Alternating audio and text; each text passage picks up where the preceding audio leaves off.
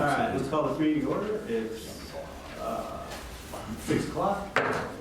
This will be the February 7th, 2024 City Council meeting. Work session. Sorry, well, it's a City Council meeting. Tonight is a work session. Whoops. We need a roll call. All the council are here. Everyone is All accountable. the council is all present and the mayor. Okay, please join me for the pledge of allegiance.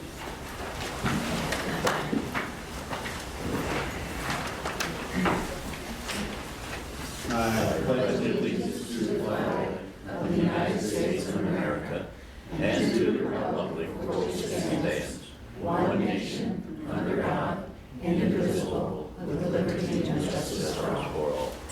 Thanks. For the record, since some of the citizens tonight asked who you guys were, I would like to just go down and point out, just name everybody, Okay, okay? please. Mayor McGuire is in the middle. Councilor Giamona, Councilor Stinson, Council President Susan Snow, Councilor Tom Mallon, Councilor Chris Clemens, and Councilor Rich Olson. Holly. Thank you. And for the benefit of the audience, we're now meeting twice a month. Work session is the first Wednesday of the month. So there are no, we don't award any contracts or approve any financial items or anything. It's a work session. So we'll have a bit of discussion and we'll take comments from the audience on all the items on the agenda. With that, we don't have any corrections on the agenda, correct? Don't have any corrections, not that I'm aware of. Okay. We'll get to them when we get to them. Then we can go right into announcements and correspondence. Right. Silkus Lake water level, we did get to 12 feet, 11 feet, something really high anyway, causing some damage and some concerns with flooding at many locations. We were able to contact the acting water master. She was able to get somebody over there to open the gates, and as far as I know, they are still open. It was open this afternoon. Let me check. Okay. And Rich, we're at below 9.9 now, right? I think it was 99. That's what you texted me this morning. Yeah. We've been checking every day. He does all the work and sends me a text message. Yeah, that's good. It's working That's good. really nice. Can I be on that list? Because I have a direct line to the water master so that I can see if we can't get somebody out there to close them when we need to, instead of waiting until it's, knee high and having it closed. So does anyone directly manage that? It's supposed to. But they're not, and that's privately owned? It's privately owned, and yes, it's, they are supposed to be managing it. And the guy, Rich knows more about him than I do. I don't know anything about him or who he is. I just know that it's somebody that Mr. Heidgerken hired, and he doesn't necessarily know everything that he's supposed to be doing. Is it paid to manage? None of my business, I don't know. I would say yes. I wouldn't do it for free. The highest we got was 11.9, so. Are they gonna leave them open, the dam? Let as much water out as possible? For a while, but we don't want them to let too much out because we go dry in the summertime. We don't have any front yards though, once it goes. Well, yeah, we'll get it down to where it's supposed to be. Okay. Does any of that affect walking? Not usually, no. All right, item 2. Just a reminder, all short-term rentals are required to renew their permits this July. The first 2 years is up, so it's time to do that. Just throwing that out there. All right. Under new business, item 1 is the proposed, or the discussion on charter revision. So last time we talked about an approach. We have a modest or a single item proposed change of this one, right? To lower, or to change the public bidding requirement to match state law from the stated $2,000 Correct, project that's, state we, law. We currently have a resolution that's been drafted along Right. with the ballot title, and all the forms have been filled out. And that's what we're bringing before you.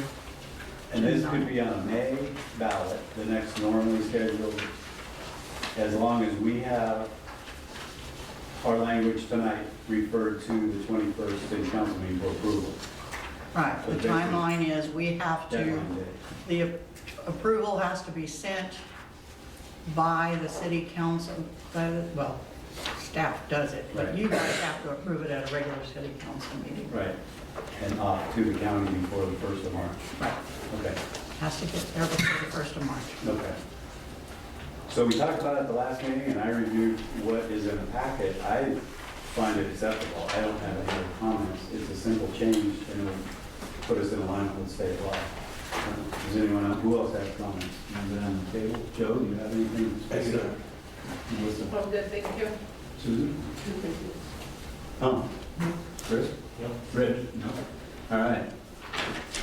Has anyone in the audience read it? It's a lot of legalese, but it basically changes the city charter limits our ability to hire public improvements to $2,000, or it requires a public bid, which is public, notice in the newspaper, a legal notice in the paper, and advertising.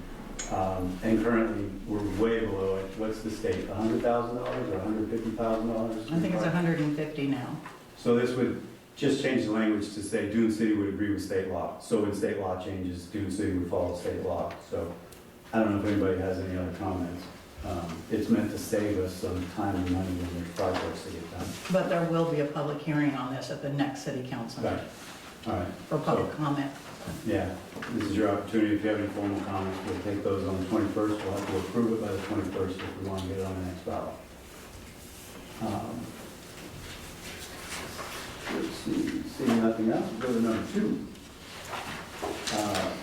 Ordinance 172, we need to change to comply with state law. We had 2 good examples in the backup from Bonita and Crestwell that are substantially simpler than the old Dune City regulations, and that is just an ordinance revision, right? We would refer back to ourselves at a future council meeting if we agreed to select. Well, if you instruct staff to go ahead and prepare a blend of the two, then, if that's what you want, I thought you could look at them, maybe there's one you prefer over the other, and just tell me which one you want to use Okay. a draft. We had a bit of a scientific poll when we were reviewing this at the last meeting, and Susan noticed that the Bonita one was shorter, but the font was slightly smaller, so I don't know if they're, But reading them, they don't have the, I've compared them. Yeah. And they don't have the exact same language. right, And the Bonita one has language in it at the end that I like. So I was going to, let me see where that that's was. about, Okay, it's, what's different between the two, they all have the same stuff in them, except for the procedural error, which is at the last paragraph. last page. The Bonita one is not in the Crestwell one. And I'm almost with Susan that that should just be a clause that's added to all of our ordinances. And so I think that should be in it, and since they read about the same, I like the way the Bonita one reads as compared to the Crestwell one, but that was just my opinion, they No, have I the same agree. items I in agree. them. And both of those were prepared in the past, reviewed, and approved. In theory, they meet the state statute requirements, so I like to think those as well. Any other comments? Anyone? No, have we ever had any claims against this? I don't think so. Yeah. Not that I know of, and then the law changed, that changed the requirements. You have to have Home. Yeah. our ordinance has to comply with Yeah, I state law. understand that. That's what this is a realistic issue that we face. I don't think it's a huge problem. That's good. Yeah. It was a mistake, that was the reason for the change. Yeah. Just gonna say, keep it simple. Okay. Okay. Sergeant Ware? Yeah. Right, okay, make sure I give credit where credit's due. Sergeant Ware from the Sheriff's Department is here, and he has some information he would like to produce in a public forum, if he could take a few minutes. Sure. To do that. Let's finish this real quick. Does anybody else have any comments on that? Okay, for staff, I think we want to proceed with the Bonita language Anita, okay. and, yeah, bring it back in format. And I will do that. with that, I'd like to welcome our county commissioner and the sheriff's office. How we doing? Good, how are you? The floor is yours, Ryan. Well, excellent. Good to see you again. Good to see you again, too. Sneak you in there at the end of new business. All right, there, Mayor. I've got Sergeant Ware here. We've got Bassinelli in the back. And we were asked to come out and just do a little town hall and take some Q&A. I think Sergeant Ware brought some numbers with calls that you guys are looking at right now that our West Lane deputies have ran. I know there was some questions about how often they're out here and how many calls they take and so on and so forth. What else did we want to, talk about, Mayor? Yeah, with your 13 months in office, anything else you wanted to cover? And then that was the one that always comes up here is, we're way out on the edge and we know that you guys report, near Eugene and it's a long drive this way. So that's our common complaint is, we feel a little neglected sometimes because we're out here in the middle of nowhere, but I also recognize we have pretty minor crime issues too, so. Are you talking about like me as a county commissioner or our sheriff's deputy? No, just the comments we usually get are, we want somebody to come out and most of them would be less serious, noise complaints, a hot topic is short-term rentals, and that's one on the agenda, and so we've got a number of residents here. And so when we have a noise complaint, that's obviously probably not a high threat, and being out on the edge, it's gonna take a while to get somebody here if Yeah. needed, yeah. I can cover that. I don't know if, you can cover that, sure. But may I ask you a question? Absolutely. There was a time when the city received a portion of the timber money, and I know the timber money was taken away, but I also know that Lane County fought to get back some of it and was successful, as I understand. No, not yet. Is it still in court? Correct. Yeah, so. Okay, well, I would like to point out that when the court, if you end up with something in the end, please send a little of it to Tuesday. Well, if I could write a check right now, I would, but when it comes out, yeah, it'll be distributed. And so we actually, and what you might have heard is we just got back into the AOCC, so it's the Association of Oregon California Timber. And part of that was because of this big lawsuit that's coming out. And right now, so there's 13 different counties that are involved in this massive lawsuit with the federal government. And when it started, let me give it to you 15. When it started, this lawsuit started, that number was up to $1 billion.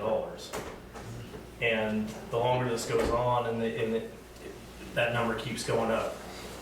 So there's actually more now. They haven't adjusted for what it's going to be at, but it's significant. And the more counties that get on board with this, the stronger your case is. And we have actually started to get into the litigation of that. We'd stepped out for a while, and with some new commissioners, we've decided to get back in that battle. And if that comes to light, it'll be great for all our rural communities. It'll make a big difference. Please don't forget us. That was part of how we had deputies over here Yes. full-time, so. You're absolutely correct. It's been devastating to all our Oh, I'm sure. It's I don't doubt it. it's a big topic, and the case that we took. It's never easy to sue the federal government. Been there, done that. So especially when you're talking this kind of number. But if this case goes through, the other thing it's going to do is set the precedent for what the ONC is supposed to do, and that's harvest at a sustainable growth. So they haven't been doing that, and that's where this case is coming from. So I'm gonna say when this case is won, there will be a lump sum, but from then on, we should start to see more revenue, because there's gonna be more timber harvested Thank you. instead of burning.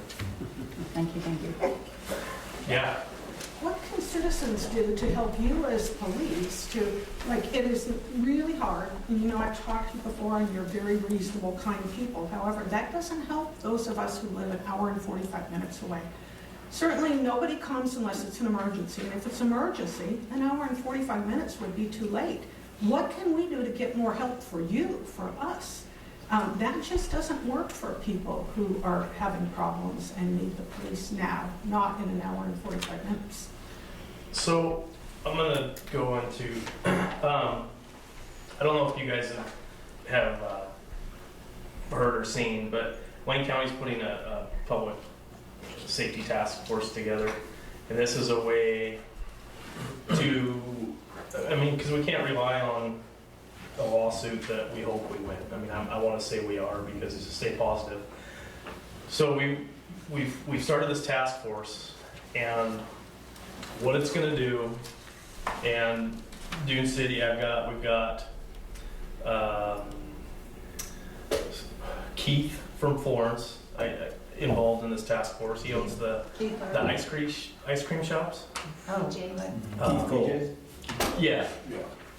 So I talked him to getting on, so we had some representation on the coast, and it goes here. We got somebody from Bonita and all our rural communities, and what that's going to do is we're going to get this task force together and really make the county, the budget, everybody look at what we're lacking, and to really put it into perspective. They're gonna go through any budget things they want to do, and any budget items they want to look at, go through, and then they're gonna find, we're hoping, they're gonna find that sweet spot of what, maybe that looks like a, small, separate, so say Dune City put a police department together, you'd have to raise taxes, right? So whatever that number would look like, yeah, I know. Well, that number would be, it's not a popular campaign platform, but the reality is, that's why people have to decide what they want. Do they want to prioritize public safety, and what, if people do, what are they willing to pay, or do people not want to? And so it's a completely member-based group that's going to report to the Board of County Commissioners and tell us their findings and what have you guys found. And there's a handful of facilitators that are going to operate this and give direction to this task force of ideas and things, and help facilitate. I mean, because the budget's incredible to look at. I mean, it's daunting. And to help go through these things. And I don't know what the findings will be. I mean, I know This is a number. you say raise taxes. I mean, obviously people say, well, I don't know, I can't pay more taxes.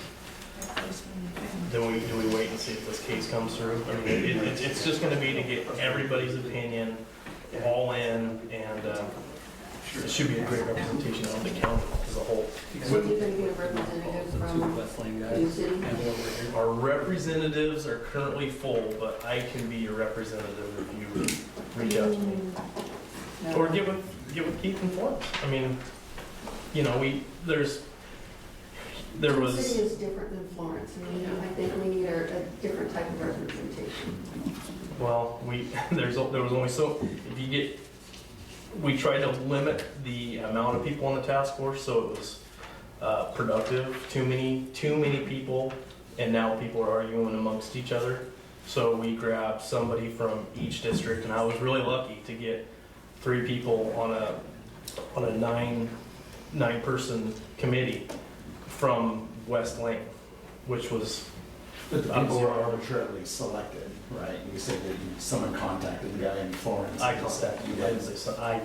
Yeah. Yeah. But it was just no process. You just said, hey, you're gonna want to be on this task force? No, it was an open task force. It was posted at the county for, I don't know, 4 weeks, 3 weeks, 4 weeks. The task force was to fill out an application to get on that task force. I chose who filled out those applications is what that was, after phone calls and conversations. And I'll be honest, part of the reason I picked him, and Sergeant Ware might not want to hear this, but he was fairly critical of our sheriff's department. He's not just raise taxes, we need more officers. He was, he wants to get down and see what everybody asks, where's the money going? Right. And he had, he runs a small business. He's gonna know. So that we picked people that were on all sides, not somebody that doesn't want police, doesn't want to raise taxes, and somebody that says, yeah, I think we need more officers, and we know that that's going to cost a little bit more money. It'll be interesting to see where it lands. I mean, it's Lane County's never done it. The current sheriff has wanted to do it probably prior to even, but he didn't have a board of county commissioners that would back him up because it's not a popular role. But it's the reality we're facing. So when did it start? We had our first gathering with staff without the facilitator last week, so I didn't hear when they were going to meet again. It was just picked. This just happened. And then what's the duration plan? Typically these have a start and stop. It doesn't have a stop. So no stop. No, it doesn't. If it gets to a certain point and we need to wrap things up, I mean, that's something we can put in place. Then what's the final outcome of this? So you're gonna have this task force, it's gonna be like a large report that we'll be able to review, and or someone will come out and talk to everyone? It'll be completely transparent, yeah. I mean, Okay. meetings, you can watch meetings, it's not gonna, and that's what I was saying, if you're watching the meeting and you see the agenda, you could talk to not a lot of people have a representative on it that's Right, 6 miles away. 6 miles away. That's just the realistic.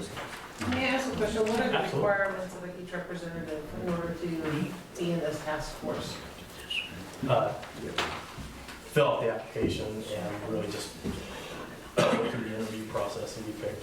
Are they not required to seek out every area in that, Lane County to get an opinion or concerns? Because I know we may not be privileged to where he resides, but if he resides in Florence, does he even know anything that's happening here in Dune City? He's lived here his whole life. I mean, I assume he's aware. But I think the question may be, because that's the same thing, is if someone's representing this area, is he gonna come part of the task force, usually a structure of what the representatives are gonna do? So is he gonna come to one of these meetings and get feedback from us? If he's gonna represent us, he has to hear from us, I guess is the process I've been involved in Yeah. the past. Well, his job currently on the task force, and this is really it's going to depend on where this task force goes. Right. That could be that could be something that every member is asked to do. Now, there's no repercussion if it's not done, but that's where I'm at. I mean, that's why I'm here now. Talk to me, reach out. What's a good number and email to reach you at? Because I had tried going through what's on the internet, and I've written you a couple letters, and I've gotten no response. So I would like a way that I can reach you then, because I have not been able to give you my opinion. Okay. Well, we'll connect. I would say I'm very responsive in email and phone calls, so I don't know how your email is not getting through or where it's going, but I respond to every constituent that reaches out. So I need to know what you, because the internet does not have the proper information. So I'm asking for the proper information, so I can do that. Ryan Senega, Ryan.Senega, N-I-G-A, What is his name? C-E-N-I-G-A, at Lane County. .or.gov. Thank you. Absolutely. And if I might say. Yeah, and I mean, just to make sure, I will preface that, I mean, we get a lot of odd emails just trying to sell campaign stuff. Preface, you know, put in the subject, put Dune City, something that I'm gonna recognize to make sure it pops out. Okay. But yeah, I mean, I pride myself in being very responsive, and you know, I think Rich and Mayor can attest to that. Yeah, he's responded to my phone calls every time. Never had it. Well, it's not about responsiveness, it's about, it's not going through to the right thing, and so the internet stuff is wrong, so I want the right stuff, so I will send it again. Yeah. Thank you. Absolutely, yeah, thanks for telling me, because And I will say, as a citizen, he's been very responsive to me too. I've called him 2 or 3 times and we've had conversations. .org. That's why I'm aware of how very short-handed they are. And He's I saying just I might think have put this it is too a many problem dots in there. for everyone who lives here, and certainly for them. They're doing their best, that's clear. But we need more help. They need more help. That's right, it's or.gov. I put 1 too many dots. No dot after county. Yeah. Thanks. Thanks. No wonder you got it. Correct? Lane County OR.gov? Yeah. Thank you. Thanks, Sergeant. I thought you raised a really good question, what can we do? And I would think that if we had stricter ordinances and not be giving out permits when there were problems, that's something that we could do. For example, I noticed on your property calls there were 206, but you had 62 cases. In our case, we have an access road to a short-term rental, and there was a loud party one night, very, very drunk, like 20 people, and it was just my husband and I. My husband's 71. I said, please do not go down there and say anything, so he didn't, which was a smart move. The owner lives out of state. The property management has a recording from 5 p.m. until 9 the next morning. There was nothing we could do, so we wake up the next morning and our boat is completely stripped. If we had called you at that point, what would you have done? I mean, we didn't know that they stripped the boat until the next morning. So in cases like that, what do? We don't call you because there's a loud party, you're not gonna come. So what would you suggest? The only thing I can think is the stronger ordinances, that they shouldn't keep getting their permit renewed, but that's all I can think of that we can do. Did you report the damage on the boat? Well, to the owner, but we didn't get anywhere. And to the management company, they didn't even call, we didn't get anywhere. Yeah, we didn't report it to you, to the sheriff. No, we did not. We couldn't prove it. I mean, everything was on the boat. Our boat's right there. They have to go through our property to get to their house. And the next morning when they left with bags and bags of beer bottles all over, the boat was stripped. We can't prove someone did it, but Okay, so you're looking at those numbers there? yeah. So don't you think that would help if we are asking for help to be able to put those numbers also on here? I would have thought if I called and said, hey, the neighbors had a big party, it was a short-term rental, our boat's been stripped overnight. I have no proof. The people don't live there, they're gone. But you had proof that your boat was stripped, and that's still a Yeah. criminal mischief, it's still a property crime. Right. So that kind of stuff for everybody, I would urge you to still report, because one of the big things, I do these every month, and to be able to track the amount of calls over here is really important, especially if we're gonna try to get help over here. And thank you for what you said. I mean, I've got 2 deputies over here. Those calls that you're seeing does not include when they're either on vacation or at training. That does not include the main office call, people that come over here, 3 in the morning. It doesn't include, there's 2 Dunes patrol guys that also handle some of the calls over here. And state police also takes up some of our calls over here. All those calls that are on those pieces of paper are just those 2 deputies. They're doing a ton over here. And one of the things that I concentrated on was checking on the boat ramp. And I know Marine Patrol has come a lot to check on the boat ramp. I've asked the 2, the Dunes deputies, their station is right down the road, so I also asked them to swing through here and make yourself visible. We are trying, but you're right, there's dark periods. And there's dark periods in Bonita, there's dark periods in Crestwell, and unfortunately, the bad people know when those dark periods are. They just do. And it's not just Dune City. We won't go to a party call off of River Road. We don't have the staffing to do that even in town. It's not just over here. Loud noise, you guys are absolutely right. I mean, that's not a priority call that we're going to be able to do. I lived over here pre-83, and my dad was a sheriff over here pre-83, and he was a sergeant, I think with 6 deputies. And we could easily have 4 to 6 deputies over here and stay busy. Derek, with the side of the week he works on, the amount of calls that he gets, and it's not just people calling. We also handle 307. This is for any calls that go into DHS about child abuse, child sex abuse, child physical abuse. Any of those calls, we also have to handle. And yeah. Well, I was just gonna say, as a former, I just retired as a teacher in Mapleton. I would be on the phone for over an hour on hold when I was calling for something my student had told me, and bruises and stuff. Calling DHS first or us first? Yeah, DHS. Yeah, oh yeah. It's over an DHS hour. now, the call center's in Salem, and it's worse now. Yeah, That's so it's sad. Yeah. crazy. I mean, Yeah. how many teachers are gonna be on hold for over an hour, really? And that's, That's the problem. yeah, that's not us, but that's definitely DHS. But I think for a point, because I personally had family at the hotel right on the river there, and there was a domestic violence issue, so that you guys were called, and it said be an hour and 45 minutes to respond.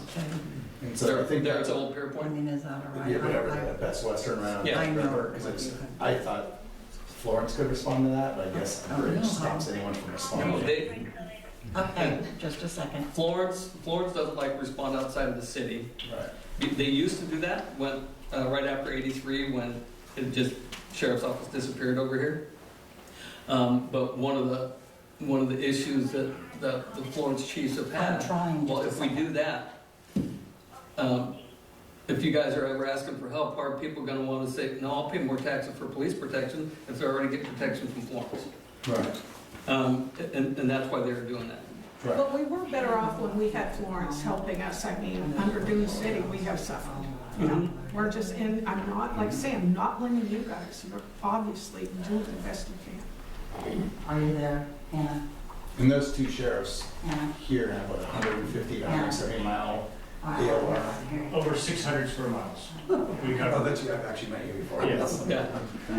Yeah, the two out here also cover Mapleton, up to Walton, Deadwood, Swiss Home. I mean, they're handling calls, Nelson Mountain Road, everything west. If there are some occasions to where if one of them are doing main office training, I can send a main office person over here, and that does happen. Yeah, it's just, it is nothing like it was in 83. And I've been very frustrated with, we'll say, other agencies for not going across the bridge to help us with the call. And we just ask them to go hang on to it till we get there, and we'll do the investigation. Right. But it's really hard to get that done, and really hard. Okay. One of the, I'll wait till he gets off the phone. That is the person that she was accusing of all the criminal activity that was on the phone, and she just wanted to say something on the record, so I just gave it to the mayor to handle. Well, one of the complaints, and the mayor sent it, I think, I got it fourth hand, was there's been some issues with people calling into dispatch. Thanks also, Mike. I need to know what those are, because I can research. Well, last time my husband was here and told you about when he called and he got told that you guys could come out for 24 hours. Well, he did another call and he said you talk to him and go back. Well, we called him again and they said, oh, we won't even report for 24 hours, call us back in 24 hours. They did it to us again. Yeah, because we tried to research the calls from here. So I don't know if that's going into Central Lane first and then to us. I don't know, because I pulled up the calls here, and like I told you last time I was here, I think in the last 7 years, there've been like 12 calls here. 12 priority calls where we responded. Yeah. But I called one time, I hung up on that. I need to know when there's issues like that because I can go back and look. It would be nice to know not a year later. It would be.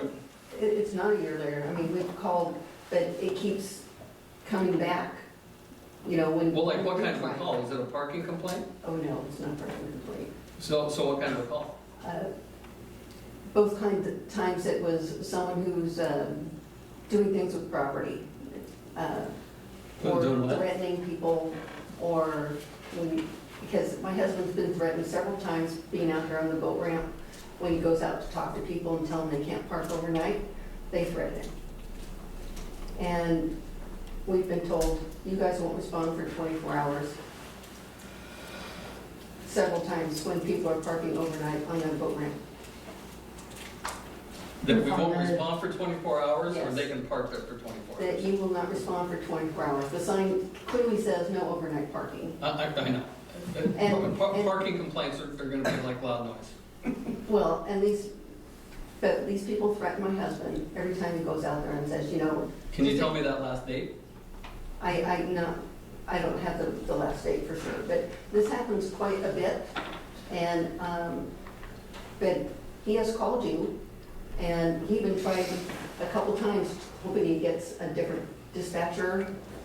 And they said, oh, no, they won't respond for 24 hours, so in 24 hours, call us back. Is there signage, no parking, no No overnight overnight? parking. There is signage. Yes, there is. And it's the bass fishermen that try to get there early.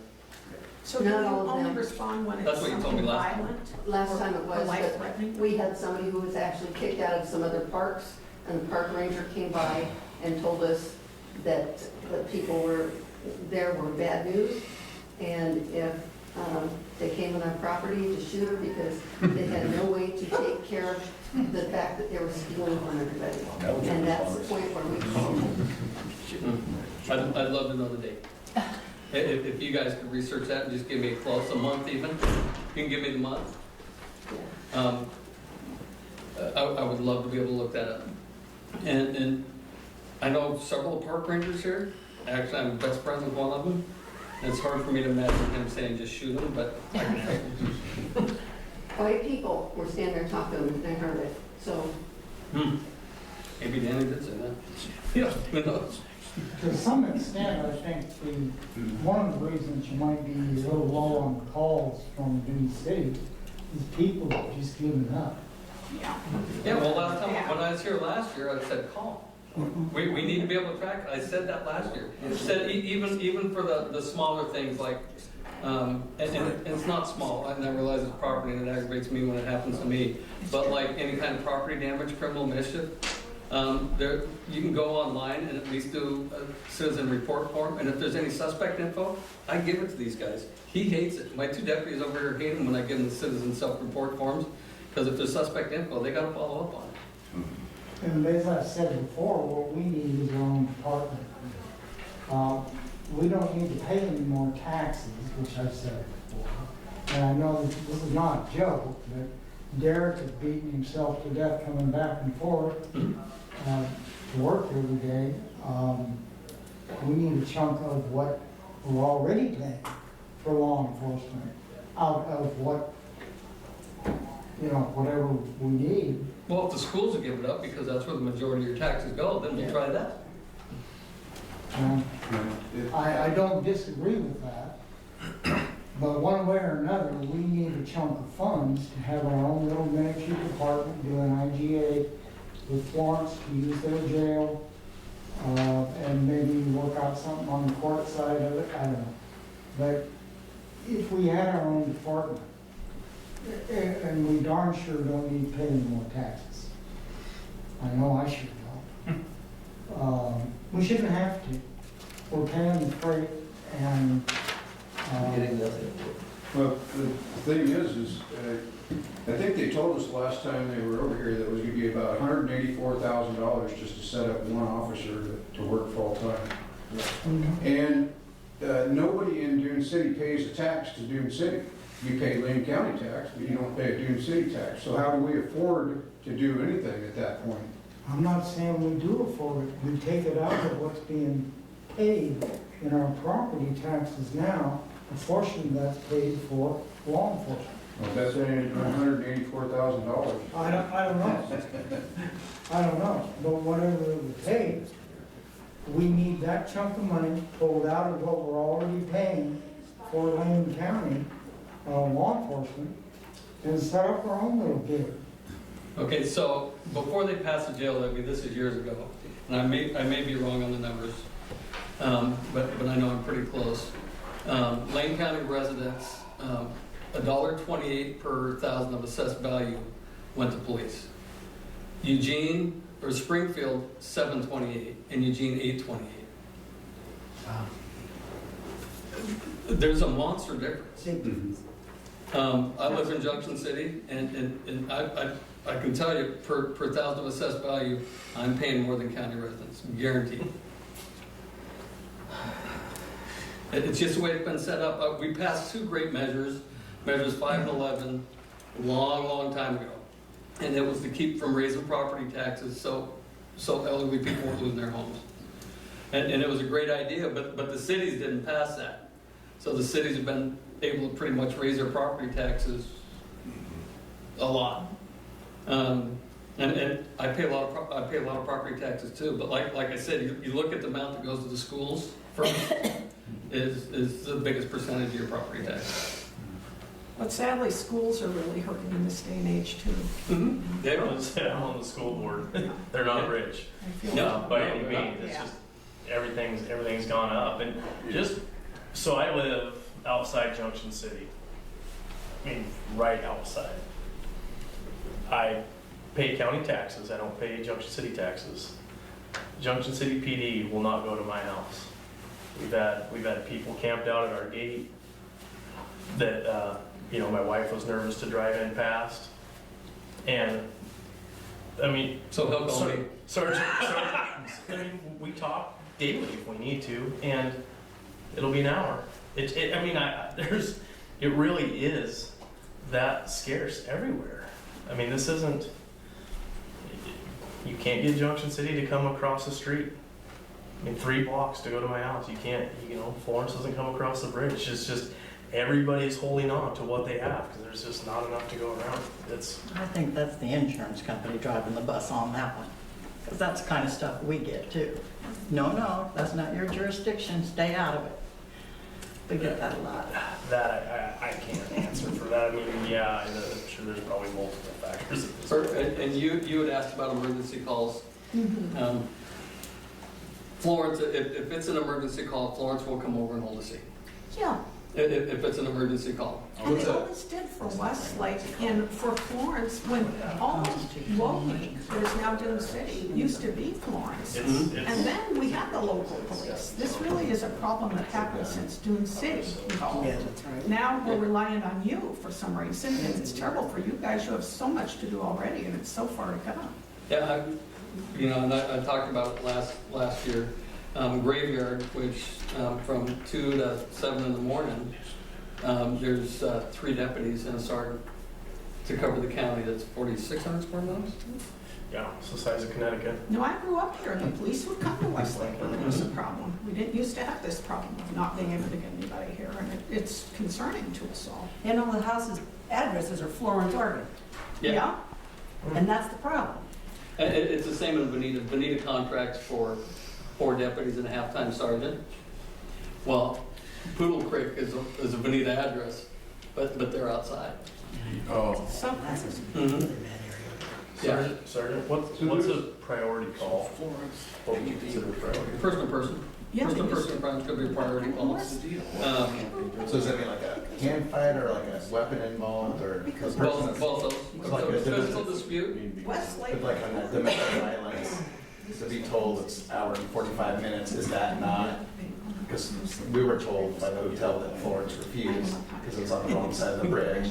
And then Lane County Sheriff's in an hour and 45 minutes. Usually domestic violence where I used to live is a priority. Because someone's taking a ride to jail. What time is that? Like, what would it take for Florence to come across the bridge is what he's asking. Like, what kind of crime would it take for Florence to? A lot, unfortunately. Yeah. So basically, like a shooting is an example, they would obviously come, because that's life-threatening, immediate life-threatening. Yeah, and probably the night you called, I mean, just tonight, you know, there was Eugene had a drive-by shooting, and there's a county guy that found the car, and that tied up 6 deputies, 2 sergeants. More. And it was deputies going home from work and deputies coming in and just helping Eugene because the car had gone out in the county. And, yeah, that just tied up a whole bunch of deputies. I was trying to get here and I got tied up in it. Yeah. So yeah, the domestic dispute going on, I don't know what night it was, but they could have had something huge going on over there. And we're so short-staffed. If you get, you know, a DUI crash that kills somebody, you know, you're gonna have quite a few deputies there. You've got people doing the scene diagram, you've got people doing the death investigation, people notifying family, people blocking traffic. Yeah. So we're getting more and more big calls every year. I mean, it's getting worse and worse, and you guys know. Yeah, the You guys situation will figure it out. So if it's not a violent act going on, you aren't able to come. You have more pressing things like somebody else may be being molested or beaten up while you answer a call about property theft. Exactly. Right. Yeah. But with all those property crimes, and like I came in here and said, do those CSRs, so we know, we need to be able to track it. If the community is going to follow up on this public safety thing, and you guys do figure out how to get a hold of the guy in Florence, say, hey, this is the things that are happening out here in Dune City. But we need to be able to keep track of it. And every single one of us has got family that live out in the county. And so we know. We know what you go through. Yeah. It's frustrating for us too. Well, say Usla Valley comes when we have a fire, and that's why I say you're just too far away. It's not your fault. It's the way things have evolved, and they haven't worked well for the people who live here or for you. No, not at all. I agree. But, I mean, if you have questions about the task force, just start with me. I mean, I will relay all your message. I'm a representative on that board as well. We will be voting on it. I mean, I'm your primary contact. Reach out to me, and I will, verbatim, I'll share hey, this is what Dune City's thinking. You know, when this stuff comes out, if the mayor and you guys want to put a letter of this is what Dune City would like to see, I'll present it. We'll put it right in I mean, it's all, we want everybody's input. This isn't, don't share the information with Dune City. This is everybody that's involved. These are the communities. I have these all over my district, and I want to know what you guys would like to see, because it's truly going to be a decision of the entire community. This is what's presented, so let's get your input. Yeah. Can I ask a question first? I've been like, I think I'm going to cut it off twice now. Sergeant, back on this form that you of calls and incident types that you listed, you had mentioned that some calls go to West Lane before they go to your department, correct? Beth, when a resident makes a call, does it go to one central location for distribution? Okay. Based on that, is there a way to break down these numbers as to what has been responsible for Dune City? Because as the council has been talking for many times, and it may be part of the task force, we're trying to fix things like ordinances. We're trying to fix things in regards to short-term rentals. We're trying to find budgets to improve our city come law enforcement. I think it would be beneficial to have a breakdown as to what really pertained to Dune City versus Florence. Because of the fact that. Not the city of Florence, because we don't respond in. No, I know, but some of the addresses here in this town are labeled under Florence. Right. And that's, we're also trying to possibly get a change of zip code.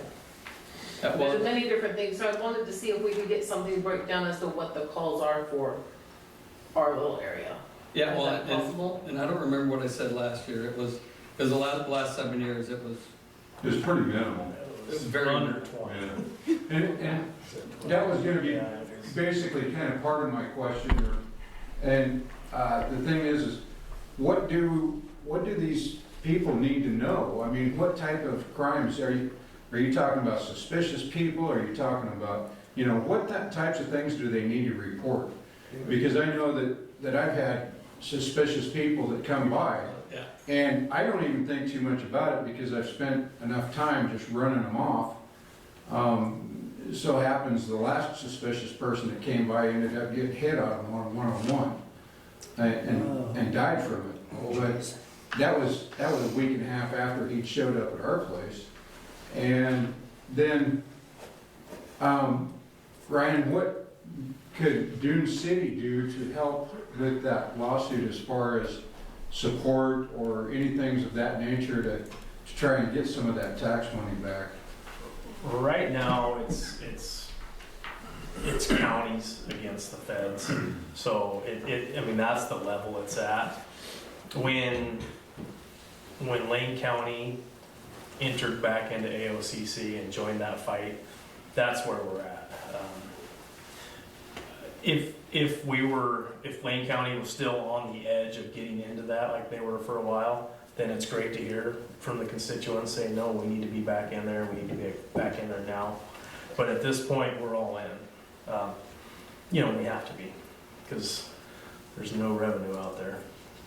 We grow trees here. Just a matter of time. Yeah, I'm saying positive, yes. as far as your question to me, suspicious subjects is one of the items on there. You know, whether you get a response or not, it's still good for me to be able to report everything. I honestly think that's a big deal. These staff for me help me out a lot, and my sheriff sees them, commissioners see them. These staff for the whole area are great to have. As far as what you brought up, just so you know, if it's somebody that lives on North Fork, or somebody lives out here in Dune City, it's gonna be the same response. And we're not going to, just because somebody's got a Florence address, prioritize them over Dune City. That's not a thing. I have a question on some of your data here, because overall we have a 11.5% case number rate. That seems extremely low. So when you guys get a call, it's that civil divided 155 by 1347. So when you guys get a call, but you don't respond, like why is the case number, like you just used? That doesn't mean there's no response. We go to family disputes all the time to where it's a verbal dispute. And so so there's no case number. Okay. But there's gonna be a CAD number, there's always gonna be computer generated report number. Right. A trespass and we get there and they say, well, we don't know who he was, but he left an hour ago. That's still gonna be. That's kind of self-fulfilling prophecy. If you take an hour and a half, someone on foot's gonna be gone in 20 minutes. Yeah. So I'm trying to figure, because you said public order is with suspicious person, you have a 2.5% case number for that category. And I can answer part of that too. Last year when we were here, we were talking about a specific gentleman that the city was struggling with. And every time I responded, the property owner told me they didn't want to press charges. So at that point, it's not a case number. Shame on them. But Yeah. If I might say a word about that, one of those property owners was my sister. And she was put on the spot of being asked right in front of him. She could hear him there. And we know him to be mentally disturbed. We grew up with him. He's got a lot of problems. And his family claims he can be violent, and so do other people. And my sister, she was made to say to you, or to whoever was handling the call, right in front of him, that she wanted to press charges. And she said, oh my gosh, I'm in a wasn't him. terrible He was spot. locked in my vehicle. Yeah. I don't That know. was her brother-in-law. I don't It was know who next to handled me. that. But yeah, he did try to intervene, and part of that was because it took a long time for anyone to get here. But I'm just saying, that was all meant well, but you really, I think you should never, I don't know about you guys, but you should never, in front of the person, say, so are you gonna press charges? Because that person could come back and hurt you, But I can tell you especially if that they're that wasn't really the ill. situation. If it's the one I dealt with, that wasn't Okay, the situation. well, maybe it wasn't the one you dealt with. It was her brother-in-law. Yeah. little fresher on that, maybe. Maybe, yeah. I already had him in handcuffs and plan on doing it, I just wanted her information so I could take him to jail. Yeah, no, I don't know what happened, but I was told this secondhand. You were right there. But I just say, my sister said, what was I gonna do? Press charges? He knows where I live, he knows who I am. He could come back and hurt me, burn my house. I understand, yeah. He's in Florence now, we're good. Yeah. Good to know. We were all kind of wondering all the time. You know, my sister doesn't hate me. It was just that they both used her property. Were you here for the last meeting when we were here? I wasn't able to come in, Jay. I was here when you were here. Okay, because I brought up the brother Yeah. complained and said he called Lane County Mental Health, Yeah. that he had called us, Oh, and I was able to check, Okay, that's a and different matter. he had not. Yeah. Interesting. Yeah, I'd actually set up all the resources through to Yeah, get and it was help. very common. And I just needed one thing. I feel for And I kind of you. did. So you're right, you weren't, maybe you're talking about him, but I thought you might be talking about my brother-in-law. Just also tried to help Yeah. because nobody was hearing. Hey, Ms. Thank Jackson, you. can we take a pause for a second? Do you have anything else for us, Ryan? Yeah, they gotta go. Or does anybody have any specific questions, that are on the city order? Yeah, I mean, yeah, we I have can one more more. Q&A. Yeah, Oh, no, okay. Go ahead. I've emailed you a couple times about lot 700. The city is very interested in getting that back. That's the park. Yeah, the park lot. Yeah, Mhm. yeah. Or enter into an IGA with you so that we can use it for our park as access. Yeah. Yeah, let So me we'll check, talk. that's in the works. It's not on my radar, sorry, I apologize, but yeah. I do know that that's gone to our land management division, so we'll see where they're at on it. Thanks. We move as fast as any As we do, other yeah. governmental agency, I apologize for that, but it's just. Yes, I understand. Said the woman that took 15 years to get that there.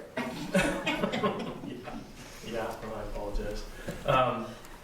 Yeah, I mean, anything else? I heard somebody's back there say something about, ask a question before we go. I have a question for the sheriff's office. Yeah, And kind of a general observation. You guys say you're overworked. I believe you. I waited for you 4 hours one night at Oregon House to remove that homeless tweaker. You and the state trooper finally got there. Yeah. And then the city's saying they don't want to raise taxes on anyone to pay for law enforcement services. And then I hear, let's limit short-term rental permits. City of Yachats reported they lost about $100,000 in revenue taxes just from not issuing just 12 licenses. And then, if I was in your guys' shoes, I would really hate to be getting calls all the times for wild parties or over-occupation, because it's not a priority. I read the rules from Dune City on regulating short-term rentals. They're good rules. I think a majority of the problems are coming from the ones that are not managed by local managers. And you get local managers in with reputable companies, they can take care of all those over occupancy and noise complaints and things like that. It would increase city revenue. And then just a few suggestions for the city to increase revenue: change the licenses from every 2 years to every 1 year renewal. You just doubled your income there. And then you should really put, Hang on a second. Can Yeah. we take a pause? Because I don't Sure. think that's really for the sheriff's office. Oh, yeah, no That's problem. our meeting. all right. We're gonna get into the short-term rental ordinance because we're looking for ideas on. Oh, okay, I heard short-term rentals, I thought we were. No. Thank you for your That's enthusiasm. a, potential source of complaints in the sheriff's office. And yeah, the rest of that is our details to work out. So, we'll come back to that in a minute. I want to thank you guys for coming. Absolutely. Hope to do it again. It's fun, huh? 2 weeks. Yeah, 2 weeks. Does anybody out here have any other questions for us? I got one for Brian. Yes, sir. The problem here with most of the people where I live, they pay a lot of taxes, and they get nothing as far as they're concerned from Lane County, period. I mean, so then they say, well, why should we give any more to the sheriff or anybody else? Because we pay already, most of them $3,000 to $6,000, $7,000 a year property tax. and they're getting nothing in return. I mean, nothing. Yeah. No, I mean, it's, yeah, I hear this everywhere, and it really is, it's almost defeating. You know, where's, until it's so hard to rely on the timber when it's not there, right? I mean, it's a lot better odds than a lottery ticket, but that's kind of the same thing. I mean, but this is what we're faced with. Our budget, so I'm gonna go a little deeper than I did before. We have state mandates, right? Everybody's heard of unfunded mandates. Well, just for a quick glimpse into what the county's budget looks like on state mandates, we have the PSCC, it's Public Safety Coordinating Committee, that I'm on. That includes the jail and holds the jail accountable to everybody. It includes parole and probation, and it includes a group named Sponsors, a re-entry system for when people come out of the jail, they have a place to go and get, you know, a step up, not back down. In the biennium, so this is mandated to provide all this stuff, we're $12 million short. So I was buying 2 years, so $6 million a year. But I mean, that is what we are looking at. And it's devastating and disheartening, but we've got to look at doing something, because it's not going to fix itself. It's not just Dune City. I mean, I feel terrible that we don't have 4 deputies out here. But when you're faced with those numbers, the numbers are real. I mean, it's... Ryan, let's just read out again some of the taxes we already paid. Really good. And there's departments that have been in the city, and then none of us will take the call. Everybody's talking at once. So, yeah, I understand, Counselor. But, you know, just to add to that funding shortfall, for every dollar you pay in taxes here, only 11 cents of that goes to the county, to what we can spend. Sergeant Ware was right. A lot of it goes to the schools, a lot of it goes to the state, spends, and it just works its way down. So every dollar that you think goes to Lane County, we get 11 cents. That's a number. And the mayor called a meeting to order. Yes. Like in here, the ones that we're supposed to be hearing. Mr. Mills? Oh. Sergeant. We're having a meeting over here, just. This is Sergeant Troy. I'm right home as fast as I Take it can. outside. Oh, that's awesome. He's not shutting up. Tell him to shut up. Call the sheriff's department.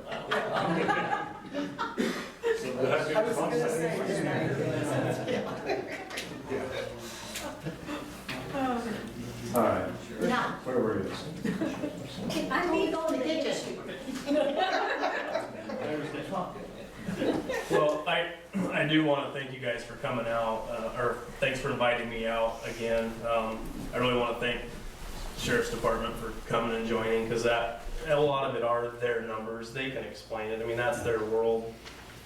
Our sheriff is, you know, he's an elected official, so he's responsible for this crew. We work amazing together. I have a ton of respect for our Sheriff's Department, because I do see how hard they work.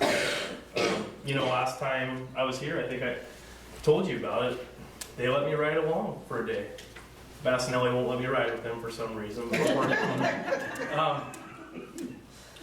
And when I left there,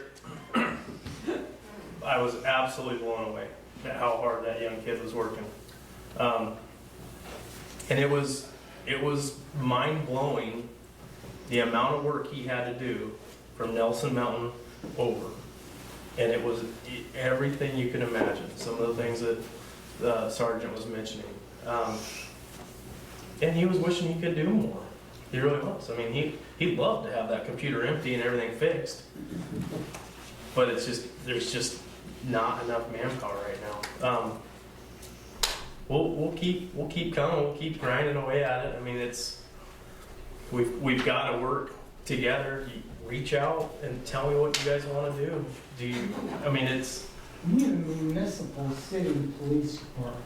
I've heard that. And there are people that will certainly join. Yeah. I know that. That would solve a lot of issues. Well, you'll have to, maybe you can get a vigilante badge or something. That works.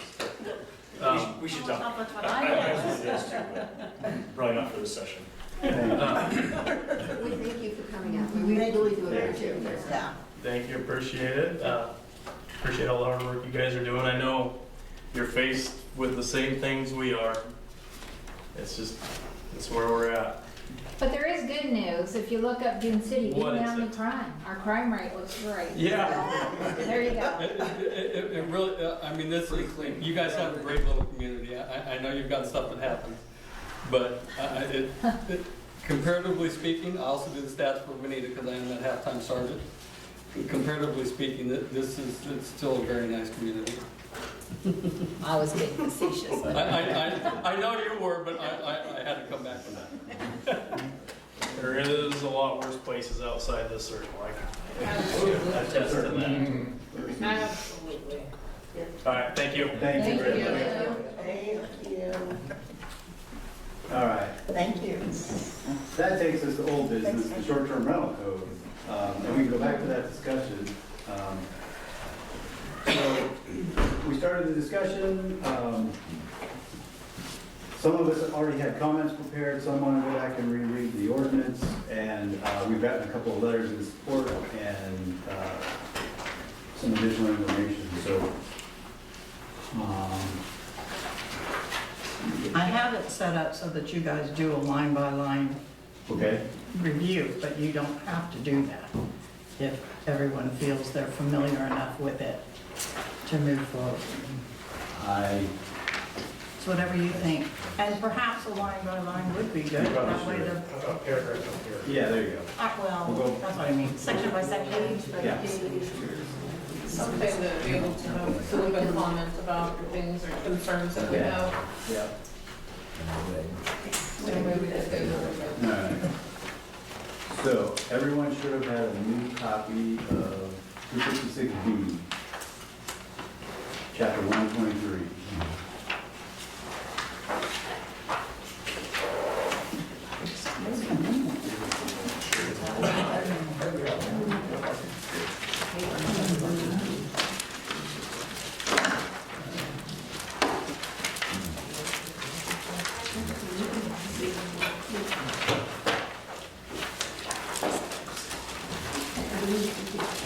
Before you move on to short-term rentals, while everybody's digging, there is a colorful sheet, and this is the review of all of Dune City's ordinances. And on the ones that are in red are the ones that are still in effect as they were originally adopted.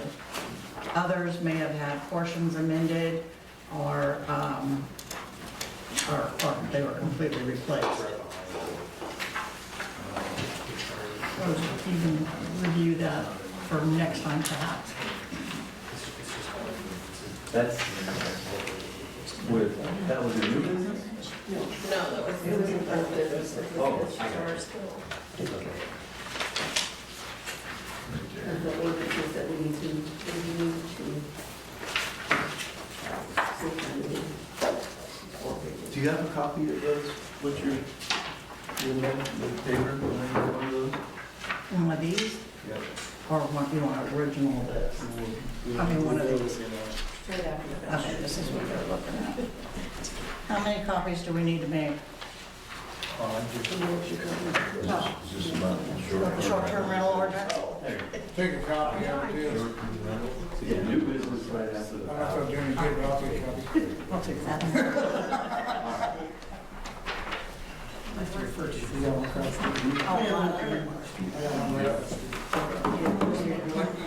We got three. They're not local, those ones are ours. We got three. Are they local? Yeah, we have three right now. So did we need to discuss that tonight, or that's just for our reference right now? Three of them? It was on there as part of the cleanup the charter section. Okay. Yeah, the only people that like And the ordinances that need minor changes. Wow, sorry. I went around. That's a problem.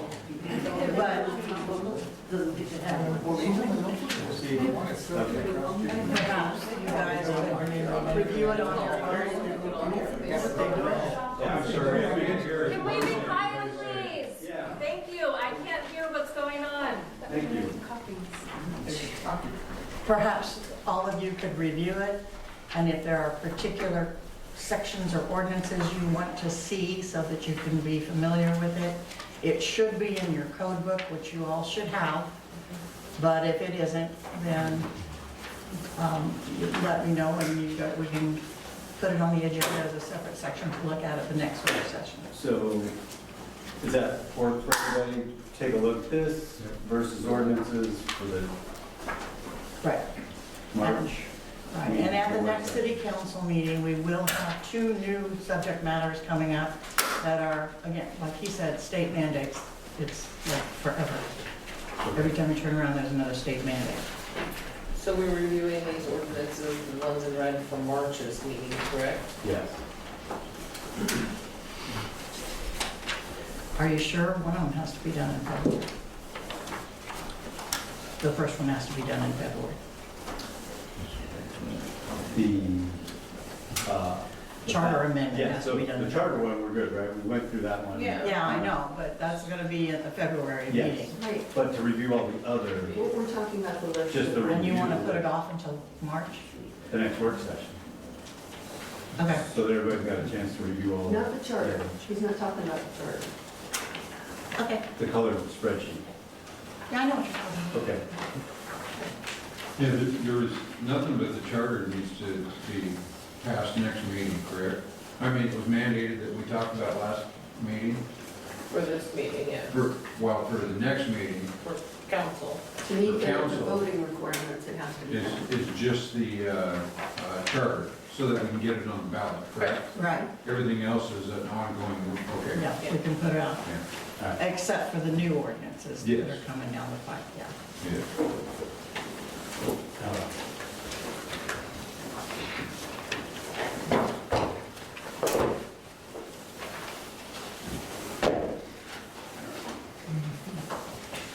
Okay, we're back to short-term rental then? Yeah. All right, but the copies are being run now for the people in the audience. No, we can get started. Why don't they give you due diligence until we, they can follow along? I have an extra copy if we want.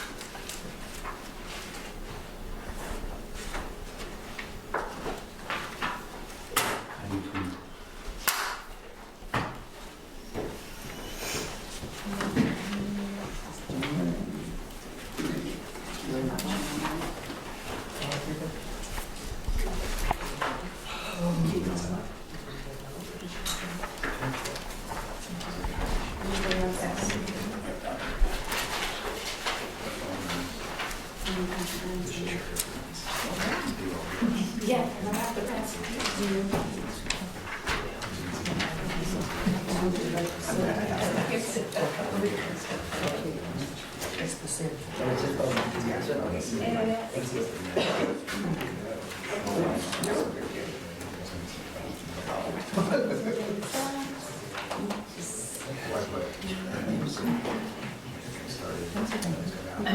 All right. Everybody got a copy? You guys ready? Yes, sir. It starts on page 3, chapter 123, exhibit A, applicability and definitions. Did any of the council have a specific comment on any of those definitions or any of the terms on this page? And when it comes to the short-term rentals, meaning dwelling units, that paragraph there, I think we need to correct in there where it states recreational vehicle parks, recreational vehicles, resorts, hotels, motels. What page? You want page 1? Page number 4. Oh, One, we're just two, on page three. 1. Slow down, Tony the Tiger. Hang on. Anything on the first page? Which is No. page 3. Well, Exhibit A, yeah, starts Exhibit A, page 3. No. Okay. Anybody in the audience have any problem with that first page?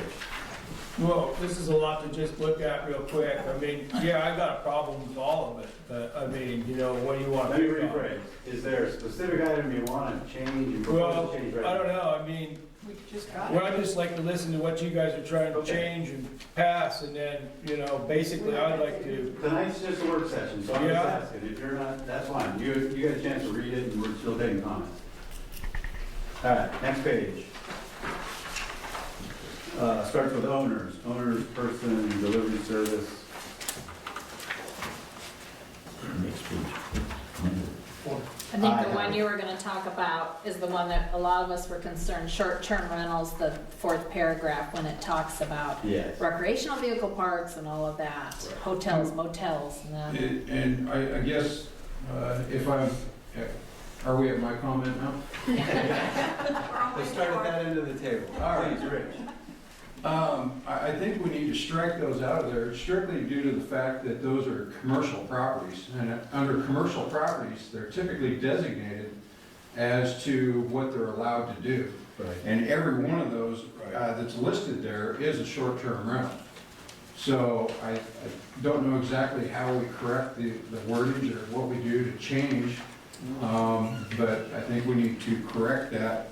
And then basically, I think you had rewritten some stuff that actually made pretty good sense. I'll end with that. I agree with you that we need to distinguish between short-term rental of a residential property versus something that was designed to be commercial, whether it's a RV park or a motel or a I hotel. mean, we've got what, there's 1, 2, 3, 4, 5 of them that I can think of that are, I would assume are listed as commercial properties that are short-term rentals, and that's what they do, which is the basis of Dune City, so, as far as commercial. The original language said it accepted out all existing commercial operations. And that was the original language. I'd like to, you could clarify that by saying, well, if you own a piece of property that says commercial on it down at Lane County, where all of our zoning's from, then you should be able to do all that. But we're definitely talking about these short-term rentals are on residential properties, which they're businesses. So that's where the problem is. The problem is they're businesses that are working out of a residential area. I bought where I live because it's residential. I didn't buy there so I could have a business. But yet I got one popped up next to me without any call from Dune City. What we're doing is we're attempting to correct this ordinance, so we're going through it step by step.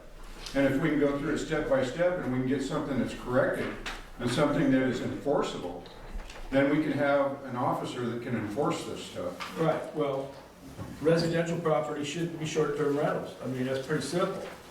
That's what we're trying to separate. We don't want to include commercial properties in this. Right. We want to focus on residential properties that are being used for short-term rentals. So why can't you That's just, my point. why can't you just put a period after breakfast and take out that the rest of that sentence? Owner occupied short-term rentals including bed and breakfast, period. And then just take out recreational vehicle parks, resorts, hotels, motels. Have a commercial license. Huh? Bed and breakfasts have a business license usually. Okay, well then put the period after short-term rentals and don't include bread and breakfast. I agree. I had the same. I had everything after that highlighted. Yeah, just cross out the rest of that sentence. Yeah, clear down the motels. Right, and leave the rest of it.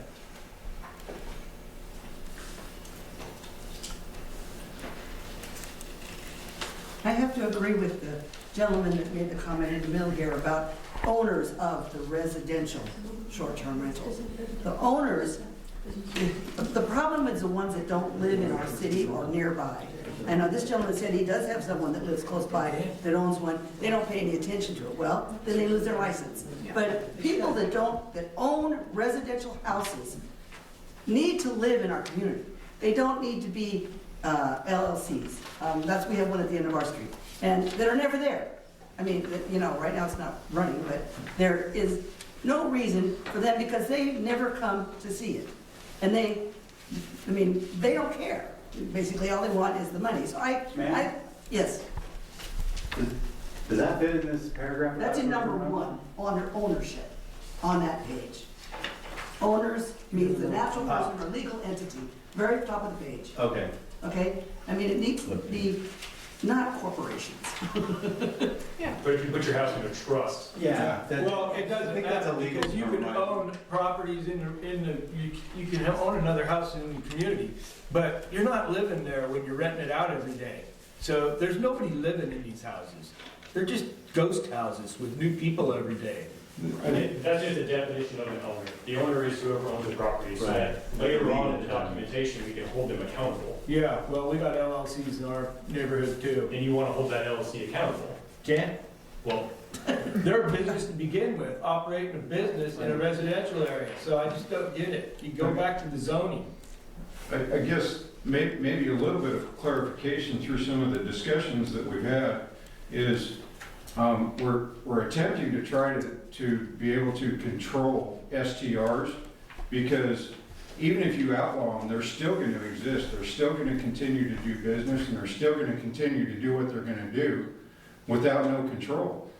So we're attempting to do something here that will actually control this so that it's manageable for everybody's.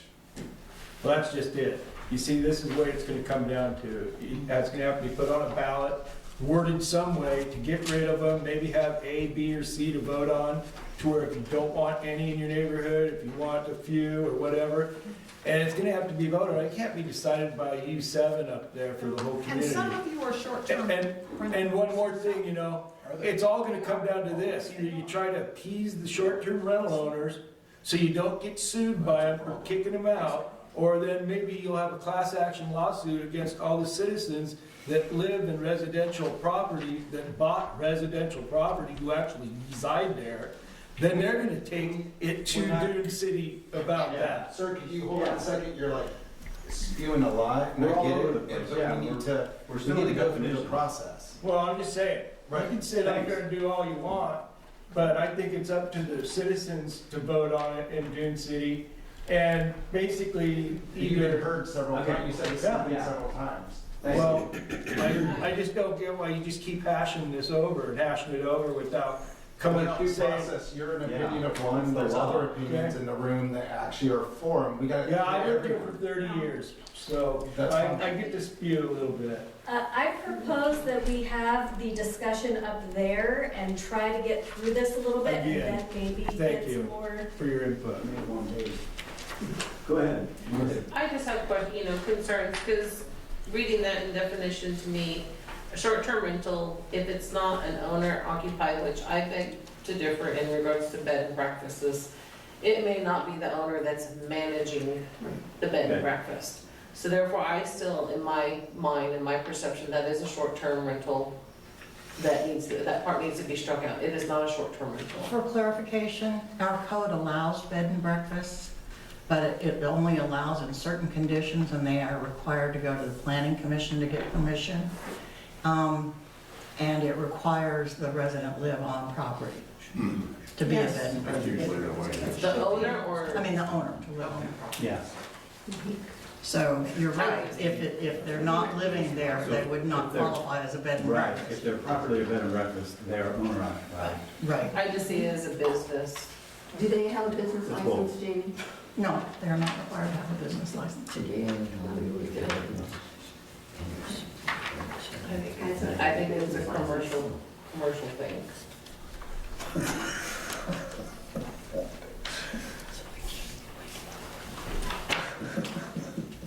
Well, we got two things going on right now. So I agree with Rich, if you have a commercial enterprise, it doesn't belong here.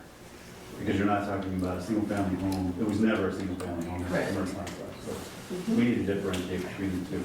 And then, and right now, the definition of a bed and breakfast is also owner-occupied home. It does not fall, it's not commercially zoned, it would be residentially zoned. So maybe we need to add that definition in here for bed and Perhaps, breakfast, to make it more clear. so that people know that it has to be owner occupied.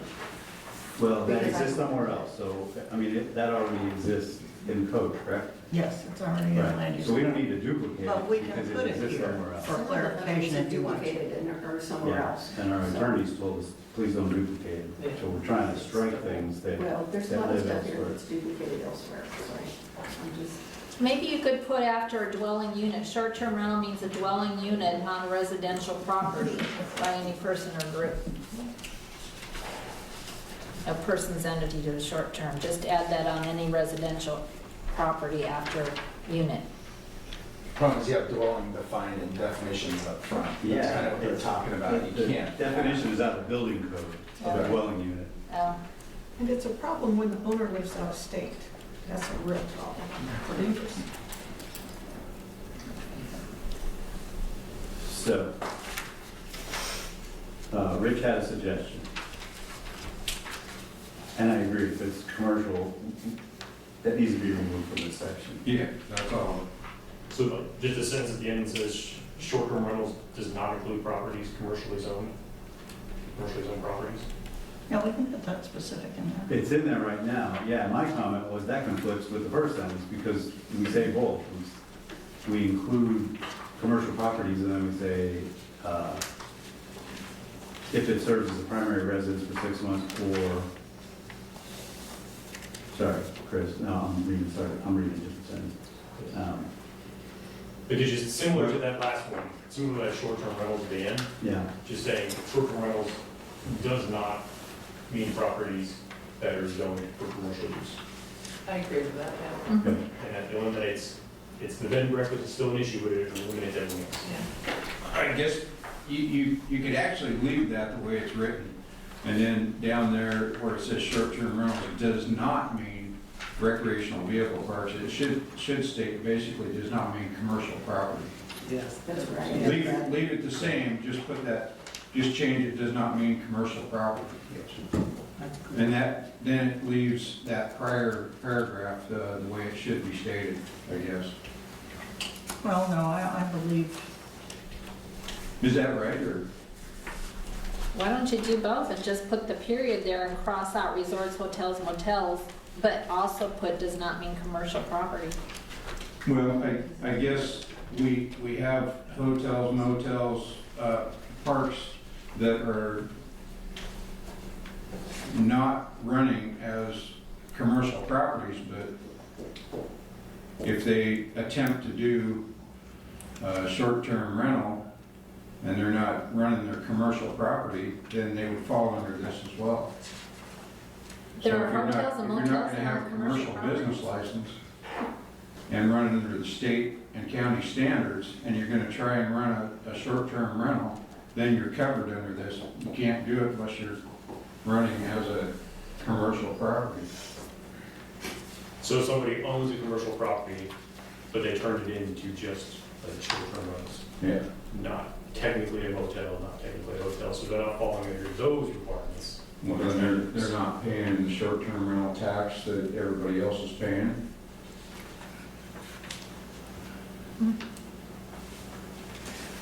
Because I mean, I definitely know I'm paying my short-term rental tax. Does that make sense, or did I convolute it? No, I mean, if somebody was really trying to skirt both scenarios and find the spot in the middle Yeah. where they would be considered a hotel and motel to be taxed, but they wouldn't be considered a short-term rental because they were commercial property. motel, motels, those sort of things are not allowed in the residential area. Oh, no, so in this we- scenario, Yeah, somebody has a so- commercial property that Oh, they can turn into short-term rentals.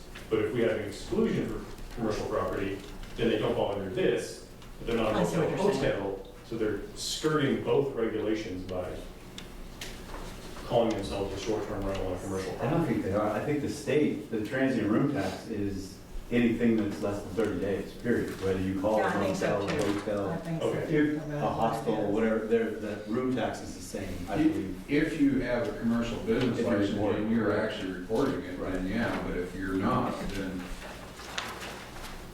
No, that's We're already. one of the 35 that we know are renting and we're not collecting from.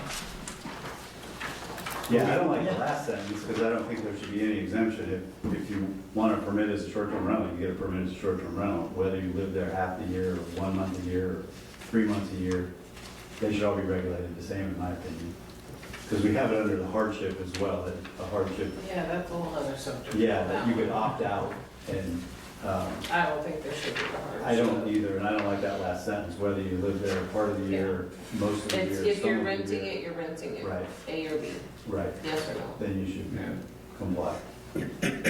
So you want me to take that last sentence? That's my suggestion. Take out the last sentence and add an exclusion for commercial properties. And if somebody tries to thread the needle, then we have some other recourse to. And that But was your should we original. put that exclusion on the next section? I wasn't sure if the next section was trying to cover something different about. Well, hang on one second, because, Jamie, you said the original draft of this, before it was approved, had that carve out for the commercial, right? It clarified, and that got lost in the. Well, So that's what changed it a bit. I did is not apply it to already existing businesses at the time, which we could go back to that. But this is taking, it's gonna go new from here forward. Okay. So So you have We need enough to put it in the discussion next section. to adjust that? I'll try and figure it out, and Okay. you guys get to see it again anyway. Right. I think it needs to go in the next section, because I Okay. think that's where our exclusions need to be joined together. All right. So we'll take some of the language out of the middle, strike the last sentence, everybody agree on that? And add the If next, if add it's a short-term rental, commercially. any number of days, then it's a short-term rental, there's no. Yeah, there was one other potential. Do we care about rented out entirely or in part? Do we distinguish between the two for short-term rental? no, it's if you're doing it, you're doing it, whether you're doing it part-time or full-time. No, he's talking about the building. Part of the Oh, house, right, right? okay. Yeah, yeah. Renting a room versus renting a This house. definition, does this definition cover any in part or in whole, or is it only whole houses? Good Or question. do we need to Right now, I think it clarify? only a dwelling unit. I read it as an entire house. I think that was the intent when you read it. Do we want to include in whole or in part, a dwelling unit rented out in whole or in part?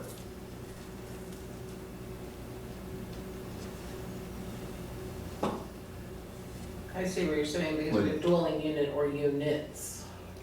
Or would that be a bed and breakfast without breakfast? Which isn't a bed and breakfast, by the way. You leave a granola So, bar. yeah, you leave it, Okay, do you want me to come up with some language that says a room and, Well, and what's your preference?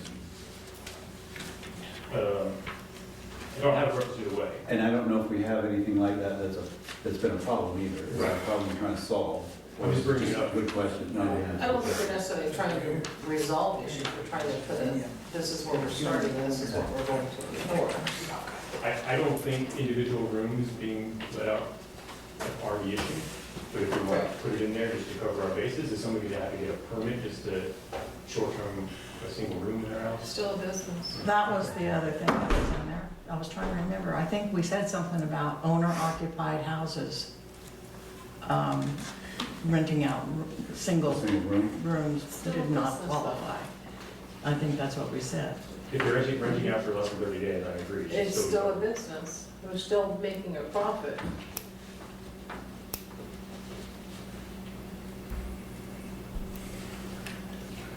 That's probably how the state would see it as well, right? From They're a transient room generating tax funds as a perspective. business. All right, we'll start there. So what part underneath the short-term rentals, the first one that we're all talking about, is going to move down to the second section? Nothing being moved, we're striking the last sentence and then adding a sentence to the next one to exclude commercial properties.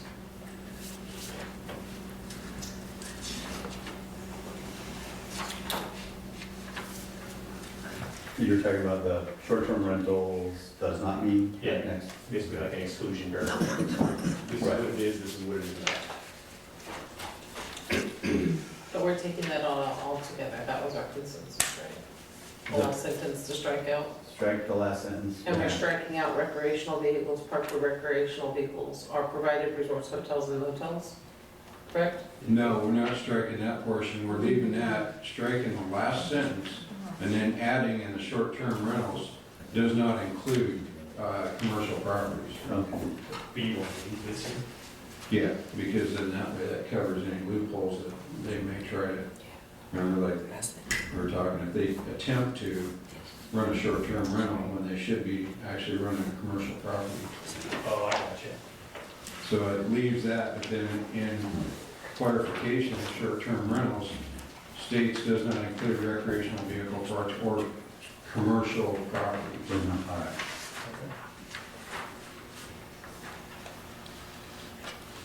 Yeah. Does everybody agree with that? Yep. That makes sense? Yep. All right.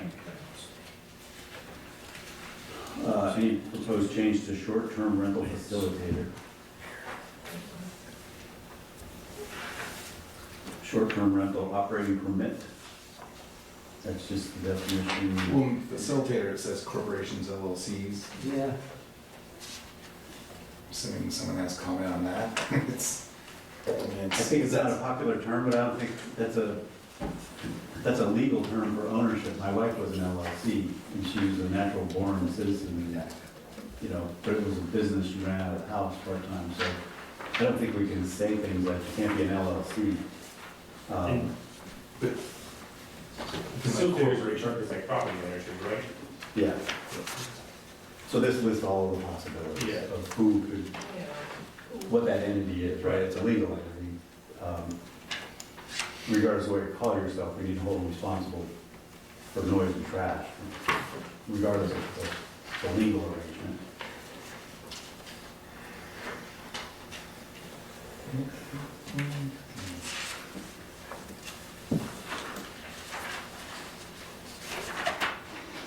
Was there anything you wanted to change in that, Joe? no, I was just reading it all, and it kind of does list everything. Yeah, I think it's every possibility.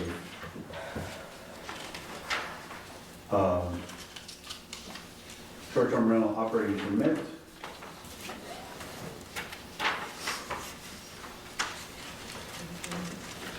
I think it's self-explanatory. Transfer. So these are the conditions that a current permitted property can be transferred. In some places, there is no transfer if the owner dies, and you would reapply. In some places, it's a right, it's a property right, if you will, that would go with it if somebody wanted to buy it and continue to operate it. I know. To the end of that period, right, and you're only good for 2 years. I don't think that there should be a transfer, and I originally was reading that and was okay with it, but now saying that on a further page back, I had a question, so I'd like to have the right to go back to that section when we get there. Okay.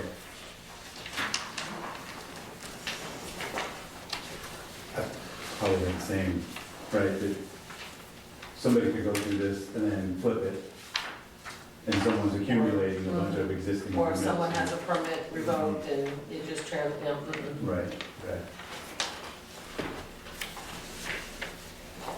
All right, that makes sense. If we need to come back to it, we can come back to it. I don't have any problem with that. Okay. All right, next page, label page 5, permit requires hold harmless, that's for the city. Any comment on A? Or B, they go together?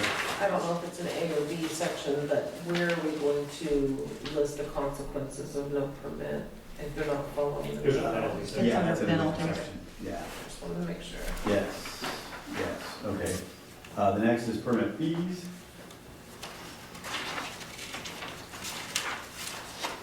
The first part's really about application, owner information, local representative. Are we on section A or are we diving into 1 and 2? Well, any of those. Did anybody have any comments on any of those? We were initially kind of hung up on 30 minute rule, but I guess that's just a that's a time, That's how long it takes me to drive from here to Florence. but that's not the response time. Initially, I thought that was the response time, but it's It not. is. No, it's not. Oh, it's not? No. Later on, there is a response time. This is kind of setting up, the person will be within a 30-minute time zone. Right, and then the response is, I'm with you, it's worded completely different. It's like a reasonable time. Right. There's no hard set rule. This is Right. just kind of setting, A general. yeah, you need to be within this zone, a 30-minute zone of Green City to be a representative. Correct. Which makes more sense. And you're right, response time comes up in a minute. I have other concerns also, but I do agree with that. Would we be implementing a check system too? Because some of our previous short-term rentals have had people that were non-existent or didn't agree to be a representative. Yeah. Or I no longer want because this property's had so many issues, I don't want to be called at 2 o'clock in the morning. And where are we going to draw the line as to continually check that and make sure numbers? I don't think we'll continue to check it. I think it's vetted right when they apply, but if it becomes an ongoing problem, I think that needs to come up Well, with. we check them when they apply. Exactly. We call them, call Right. whoever it is. But you don't to find out. continuously do to see if they continue to respond. No, Right. no, we don't. And if we get a complaint, then we act on it. And in one case, we got a complaint, more than one complaint, and we shut them down. Is there a way that that person can also initial sign saying that they're agreeing to be a representative? Well, I think That's vetted. on the agreement too. They actually, the They rep have has to to actually sign get along with the signature. permit Yeah, applicant? but we still call anyway, and that one, the one was forged, so. Okay. And could there be more than one other contact person? You know, we all have vacations, emergencies, we have life in general. Question for the short-term rental owner and the council. Yep. Would that be a hardship for you to give 2 names to contact, or is it? No, we do as a customer service, so, not in this state, just for the record. But no, we provide multiple, just as good customer service. I think you should, I think it should be. You think, yeah. and an alternative? That's correct, Okay. because of that. I think there should be, you know, God forbid that someone slips and they're sitting at the emergency room, which we all know takes 4 to 6 hours to get simple things done, and we have a resident who's complaining of, you know, we need to have a secondary person to call if there's an emergency. And then I think in the past, correct me if I'm wrong, the neighbors were supposed to have that name and number of who that person was, should there be a problem. Yes. And Would that may come up later, I'm not Okay. sure if it's still in here or not. Yeah. They struck a lot of things, so I don't know Okay. if it's still in here. It does come up in one of the other. Okay. And is it a part of the permit process when you issue permits that you find out where people live and if they're out of state? And if so, is this all listed and available to citizens' addresses? No, a lot of cities do that, but we don't. We originally had it in there, but they took it out. Yeah. Because for us, it's a like $500 or $600 expense, and we're not collecting that many fees. So I think that's what they were thinking, is because we have to get an inspector in from Eugene to do the Well, inspection. I'd sure be reticent to be issuing permits to people who don't live in state, aren't being responsible. But Can I ask a question on that? What's the difference if you live in like, on the east side, 100 miles or 400, 500 miles away, or you live 250 miles away in Washington State? Well, I don't like it either way, frankly. Okay. I mean, Well, you that's just my use the opinion. state. I think you should be a responsible property owner, especially if it is in a private property area. And if you can't take care of it, then you get someone you trust who will take care of it. You know, Right. someone who maybe is being paid to do that. So that's my opinion, so you're right. Doesn't matter if it's 50 miles away or 500 miles away, it's still a problem if you're the neighbor where you live in. Okay. All right. Susan's got a question or a comment? I have a comment. Just before the bottom of that paragraph, I'd like to make an addition. It says person to be available at all times, and I would like to add day or night when the property is occupied for rent.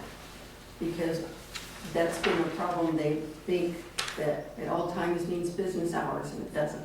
So I would like day or Well, night added. up above it says, the local representative shall be operative 24 hours a day, 7 days a week. I including holidays. know that. I still want to, like to add it, because I think we need to hit that really hard, that people need to be available at all hours. I saw it up above. It says right in here, day or night, right after time. I think that might also be about having the two, Because I think two contacts, if one's not, they were calling the other one.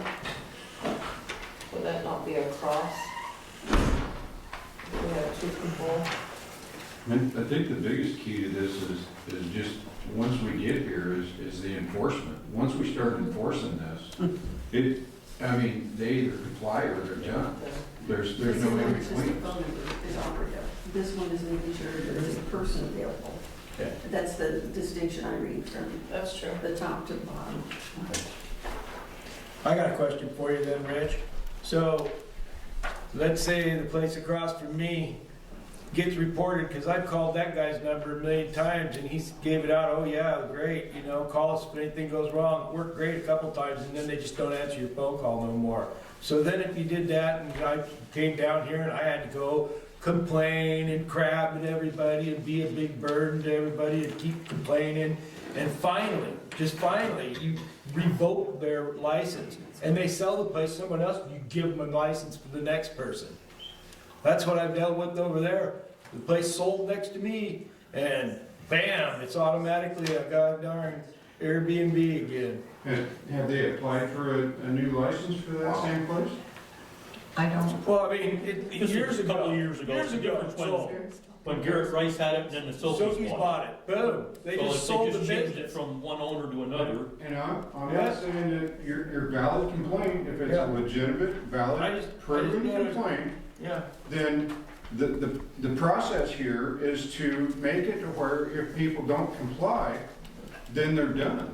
Yeah, well, I don't think it helps it doesn't benefit our community one bit to have these here.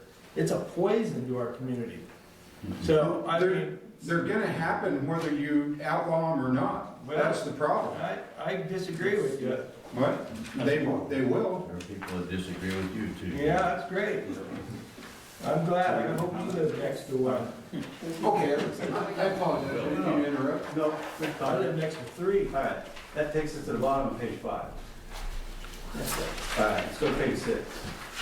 That representative ongoing there within the urban growth boundaries, that means they're not always in Dune City, but they're somewhere in our circle of influence there. You need notice to change them. I have comments on section 4 on the septic. Okay. Any comments before we get to section 4? Can I make a comment on number 3? Sure. Just earlier, the nice lady up front here had said, correct me if I'm wrong, but shouldn't there be a phone number available? And it is under section 3 that the city maintains that, and that the name and phone number can be publicly available upon request. So does the city, when someone calls the city asking for that number, is it provided to them? That's what that means. What about middle of the night? I knew it was in here somewhere, but I didn't know where. So that's a yes, but we're not available in the middle of the night. Want to bet? I I know I am. I know I am. Well, I noticed that someone had your phone number because they called, but I don't have your phone number, so it'd be a problem. Action required by property owner. I think it's already in here. What number? Yeah, to notify the neighbors. Yeah. Yeah, they're supposed to notify the neighbors. Yeah, but in this case, if you called the city, yes, it is publicly available, you could tell them if that was a permitted rental on the street. Now, in the middle of the night, for me to tell them means I'd have to come to the office. I don't take stuff home. So nobody does anything, is that what you're saying? In the middle. No, I get the calls in the middle of, my husband and I jump in the car, drive over there.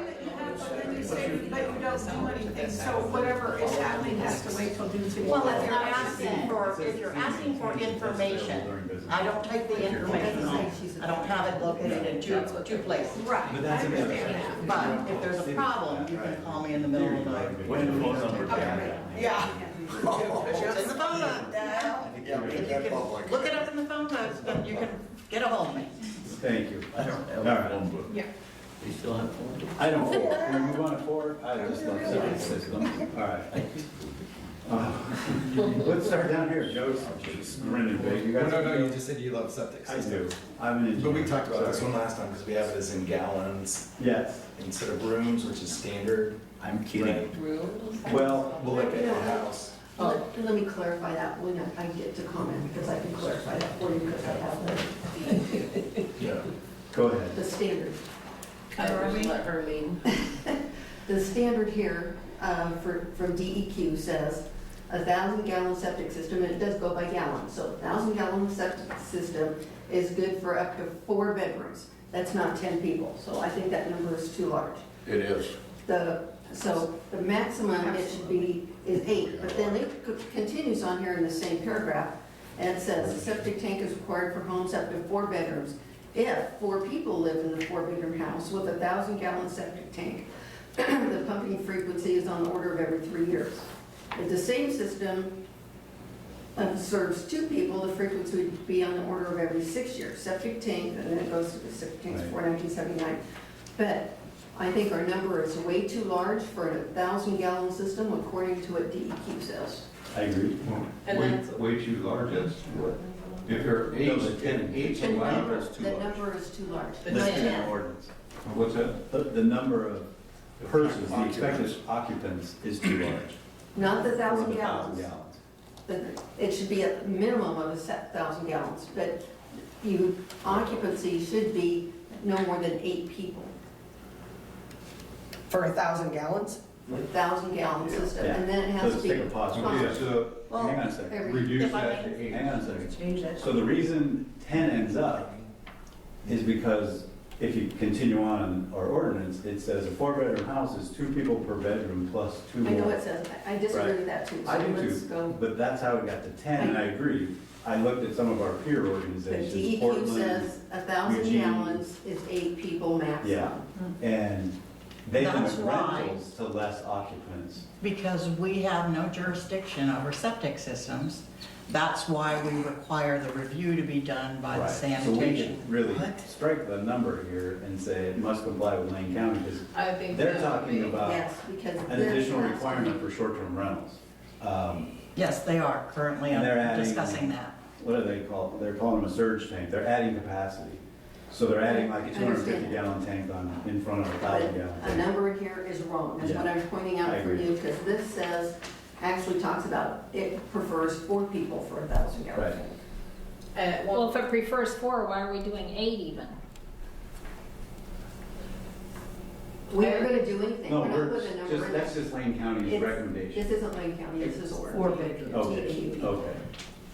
And should we put that in somewhere in our paperwork about? What jurisdiction does Dune City have over how many times I have my septic tank? We have an ordinance on septic maintenance to protect the surface water and groundwater, and it's stricter than the state's. So we do have So jurisdiction. if I have a 1,500-gallon tank, it'd be Okay. half again that many people, correct? Well, if it's properly sized, I mean, it should be sized based on the number of bedrooms and or bathrooms. But in this case, I'm gonna use Susan. I think we could shorten this and say must comply with Lane County. No, with DEQ. And Lane County. Yes. Lane County is adding to that. I Lane know, County's gonna be but stricter. DEQ and Lane County, Yeah. those don't So leave you one out want- or the Well, other. You Lane want the County Lane has County to- authority from DEQ. You can't have them mandated to go off of 2 'Cause if they government come to standards. Right, our It's inspectors either like one Lane or the other. Lane County has the authority from the state to enforce that. And they are gonna be stricter. They're adding a requirement, in theory, for short-term rentals. I'd like something just to be put into there that we're gonna be in compliant, that Right. the person has to be in compliant. I agree. Absolutely. we've had issues involving DEQ. Because I don't like the way this is stated here. No, I Because don't. 10 people is way too many for $1,000. And unfortunately, how can you know? How can the landlord even know? Because, you know, my family for years. Most lived in a listings hotel. You tell don't know you- how many people are being squeezed into a room. Most of the listings will tell you, right? I mean, you have to say, like, this is up to 5 people, this is up to 6 people. Yeah. And the property owner has the ability to charge extra if somebody violates that as well. So it cuts both ways. I mean, if the city or the county shuts you down because your septic overflows, I don't mind lowering the number, but you've got to understand, they have to pay the county $2,500 to get that approval.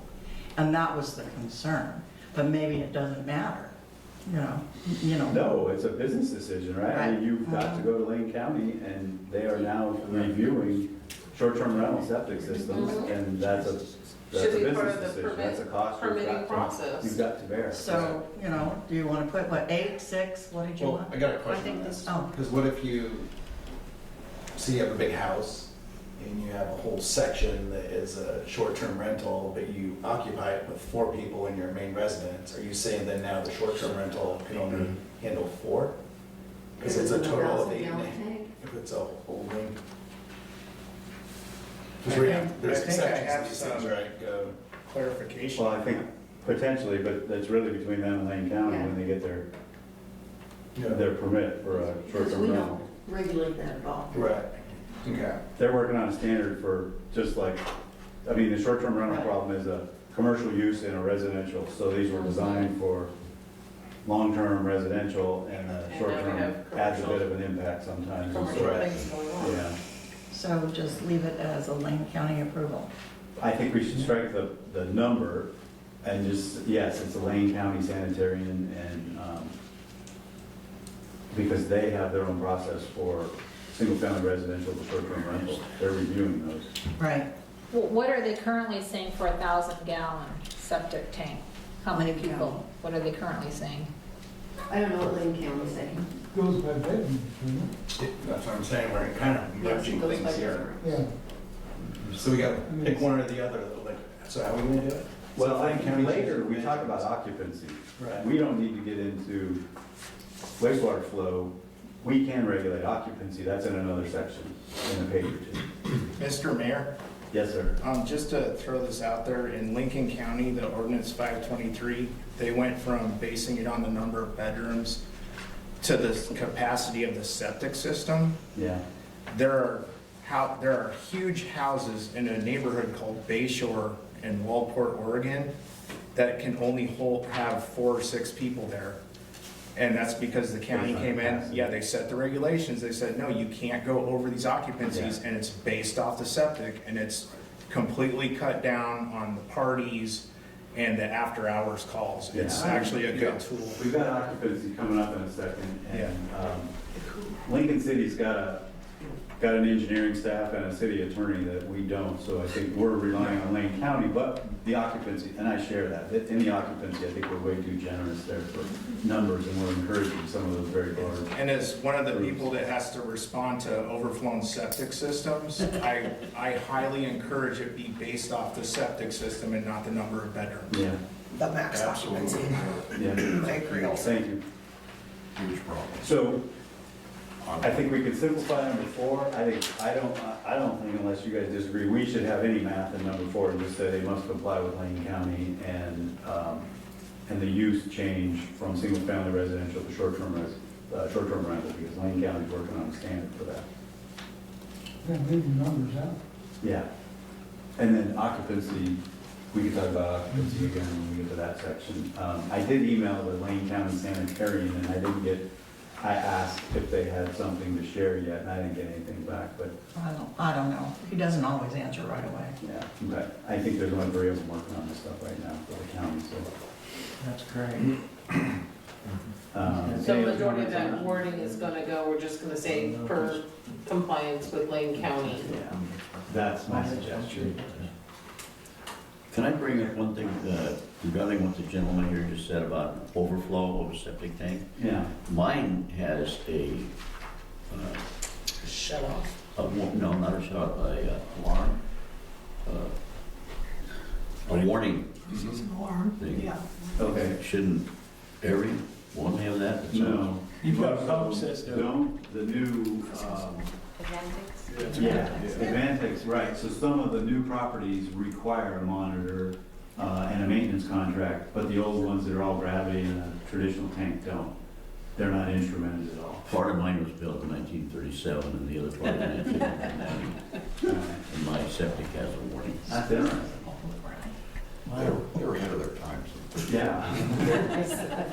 Most of them don't have any sort of alarm. But I guess if that continues to happen, that's certainly something we can talk about. Item 5. Is it you? It's not me. I didn't have any comments on subject 5. You're obligated to get approval from your HOA if you have such a organization. I did have a suggestion that somewhere in the middle of this, for like a 4.5, the state is talking about the same on water rights, correct? That converting single-family home to a commercial use, you need to look at your water rights. So is it appropriate just to say water rights must comply with ORS latest edition? Because I think that's a change that's coming as well, right? To change from, if you have Actually, purely- no, it's a change in enforcement. Is it already It's not a change. Yeah, it's already a change. Okay, so then we need to mention that too, that you've got to comply with the current. Okay, so we want written approval to show that? Yeah. I mean, we can't knowingly issue permits for somebody that's not notifying the state or whatever the state's requiring these days. Okay.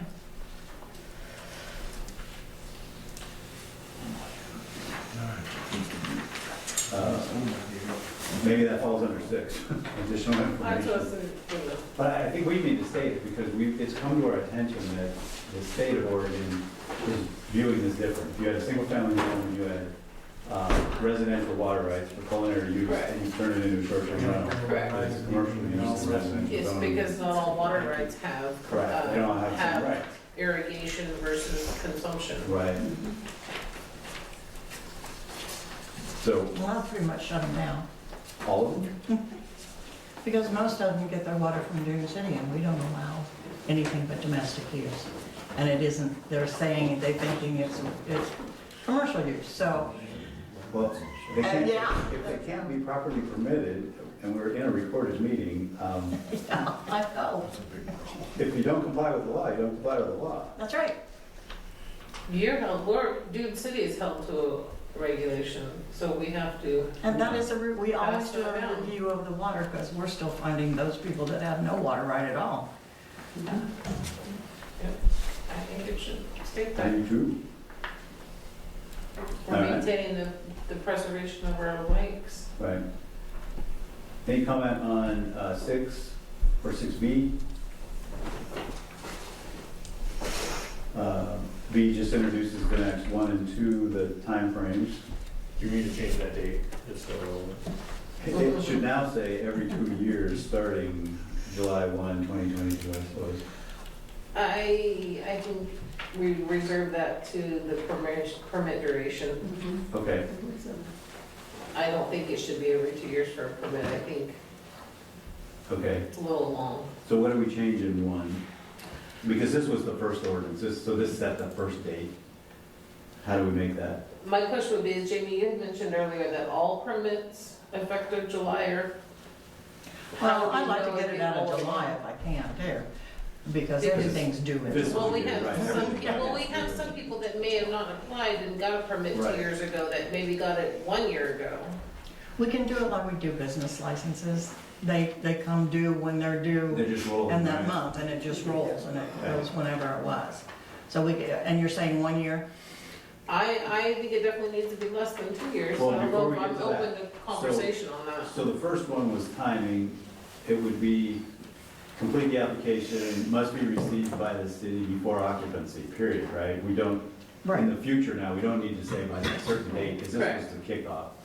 And just say period after occupancy, strike the last sentence, and then we'll get to renewals, if you want to change that. Say again? I said, I don't even know why we continue at this point. Well, one of our later businesses is a moratorium, if that's what you're referring to. Well, we just put a moratorium on basically, With water? yeah. Which I think we probably just put a moratorium on any commercial business as well. But I don't know if it's necessarily, No. and correct me if we're, I'm It's just apples talking and out here. oranges. Absolutely. It's- But this is something we're setting for now for future, so we still need to address it now. If you do this for even though we them, have. you do it for everybody. Absolutely, I Yeah. don't disagree with that. Okay, you just shut down every business in the city then? Well, yours is a state right, you're okay. Potentially, yeah. But is it? I thought Dune City controlled all the water rights. No. No, if people have a state water right, that's their business between the state.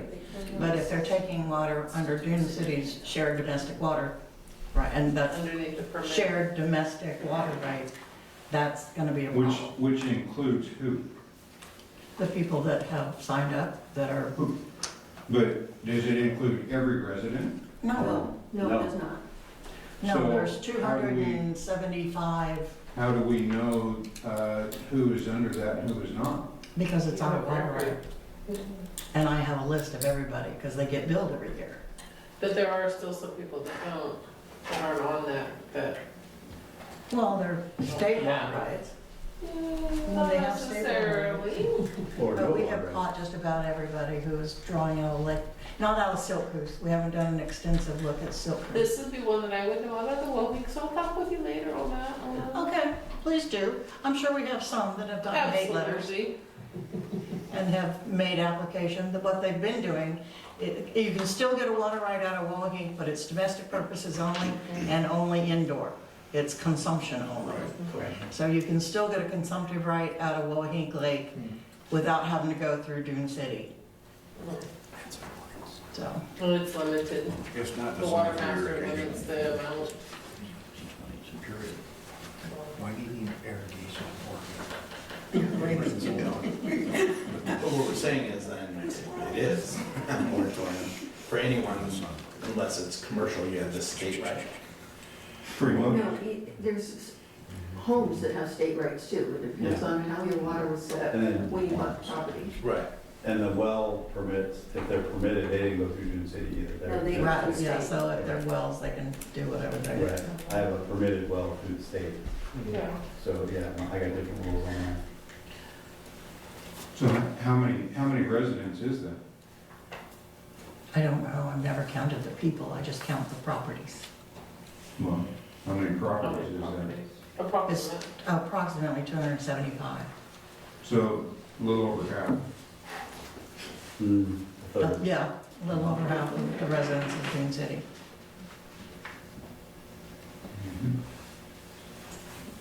Like I said, it would just mean that they would drop the Dune City water right and go make application to the state for, Right. Well, I guess it. And that's who notified us, I mean, we got the letter from the state, right, when I was on the planning commission to make sure that right. it was a clarification that. They were still looking at the rules. They I haven't guess actually it- adopted any rules yet. At that point, we would not have enough money generated coming in to be able to pay for an individual to keep track of all this, so this is all a moot point. I disagree. It's two different things. I mean, it's related, but if you choose to be a short-term rental, you need to deal with the state's regulations. I'm not saying I disagree with that at all, but when we, And even if there's only two of them that do it, we should still have a functioning ordinance, okay. right? Because I We have know in to. my neighborhood, we've got short-term rentals that are connected to a well. So this wouldn't apply to them. But they may or may not be a problem for a neighbor, you know? Yeah. So Yeah. it doesn't affect 100% of the city by any means. But I'm just thinking income-wise, by the time you're done with this in the end, are you gonna be able to afford to hire somebody to actually do the job? That's a different question. Yes, we do the math right, yes, even if there's only 6 of them. I think this is where you'll I don't come know. into play with Yeah. your format. Yeah, we'll get to that. do the short-term rentals come in?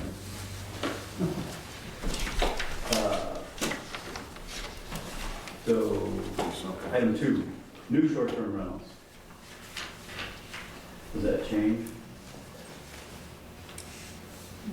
That started after that date, now is whenever you apply, right? And then incomplete, you'll be notified, time to submit the rest of your information. Yeah, that's when you really find out whether the phone numbers work. Permit fee. So, permit, I did a little research, permit fees vary widely from 0 to, I can't remember if it's Portland or Eugene, if it's more than 5 guests. If it's 4 or less, it's free, and if it's greater than 5, this gets to the occupancy levels. Somebody decided 5 was where they had a problem. It was like $3,800. It went from 0 to $3,800. And then a lot of them, the fee was 0, but the transient room tax was much higher. So then it really went to how many nights you rented it. The more nights you rent it, the more taxes you generate. So there's a lot of schools of thought out there, but I came from an organization that was always cost recovery. So if we're getting $100 for 2 years, but you're telling me you spend $500 on an application, I think the application fee needs to cover your costs. If that's $550, so be it. This just says we have the ability to set it. The fee is not spelled out right here, but right now it's $100 for 2 years, correct? That's right. Yeah, We're gonna get to that $50 a permit year. fee. I'm gonna get you, because at first, all we wanted to do is, we No, I wanted to understand. just, no, well, no, To make it simple. no, it wasn't to make it simple, it was because at first, all Jamie asked was she wanted to know who had short-term rentals. Sure. In order to get them to come out of the woodwork, we made it low. Sure. But that was before we knew anything about some of the other stuff. So you need to have It an still is. historical background on that. I understand that part, and that's just my opinion, is it needs to be cost recovery if we're gonna continue to do it. Otherwise, you're just losing money. But we don't want to put a number in here because that's. No, Exactly. we don't want to- Exactly. And it just says it can be changed. By and it's set resolution. council. Yeah. And that would be from at any given month, correct? We could address that. Correct. Yeah. Okay. All right, duration. Should definitely be less. I'm open for discussion on how often, but I think the duration of 2 years is too long. Should be yearly, I mean, I think it should be yearly and not on July 1st. Jamie would like it from issuance of permit. Yeah. So each permit is 1 year. From issuance. And at renewal time, is there something that you want to do every renewal? Well, I just make sure that everything is, every T is dotted, or every T Got is it. crossed and I is dotted. Contact information's up to date. Lane and that sort of County, thing. septics, Okay. waters, all of that. If anything's It's like a changed. whole, when Well- you're renewing or asking for renewal, the whole process should be, But you wouldn't, if it was signed out by Lane County the first year, you wouldn't go back to Lane County. That, you would have that in hand, correct? Like Yeah, for they septic shouldn't system. have to redo Right. that unless there's an incident. Exactly. well, that's what I would want to Okay. have open for if there was an issue, then, hey, then, Got it. okay, well, this needs to be rechecked out. Okay. So maybe a flagging system. Yeah, do we need to say something in here, like any outstanding issues, but probably needs a better word, but would have to be corrected prior to renewal. That way you don't get that 2 years before you see it again. Well, I think that's in here somewhere, Okay. but I'll make sure. Does everybody agree? So 1 year, annual renewals, 1 year after date of issuance, instead of strike the July 1? Yes. I think a good idea at those 1 year renewals is to also like review the complaints the house had. Yes, I So if agree. there's like an annual review instead of a biannual or a every other year review, you're gonna catch more of the troublemaker houses. You know, get rid of them, pull their license, and then give a license to the STRs that'll follow the rules. Right. Would it also be a site inspection? We don't There have should a be. site inspection. site inspection? Yeah. We could, That's what we were talking about, right. yeah. But we could if we do this right. But they would have to be done by our, well, maybe.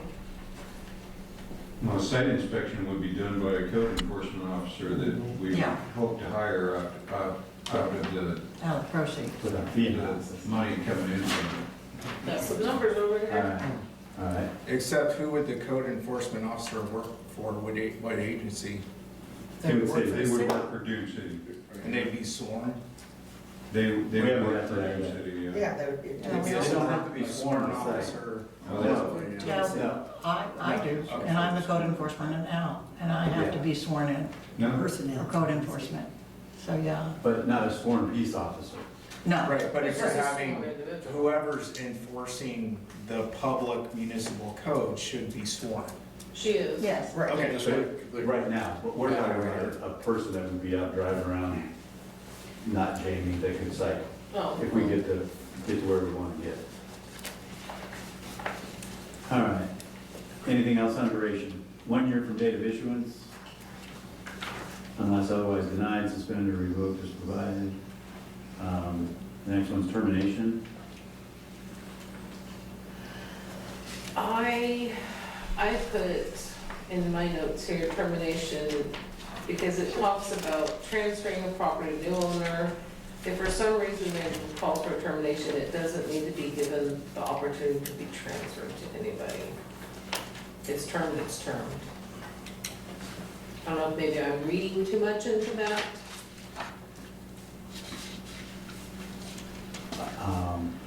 You're talking about a revocation, right? Yes. I think that's two different Okay. things. Okay, just Yeah. wanted to make sure.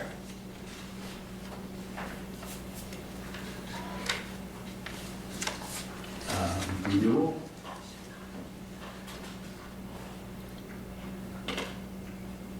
So does that language cover everything you want, Jamie, if this goes to annual? Would it include a complaint review in there? A what review? A complaint review? Yeah. Nothing to stop you from doing it, but just explicitly writing it in there.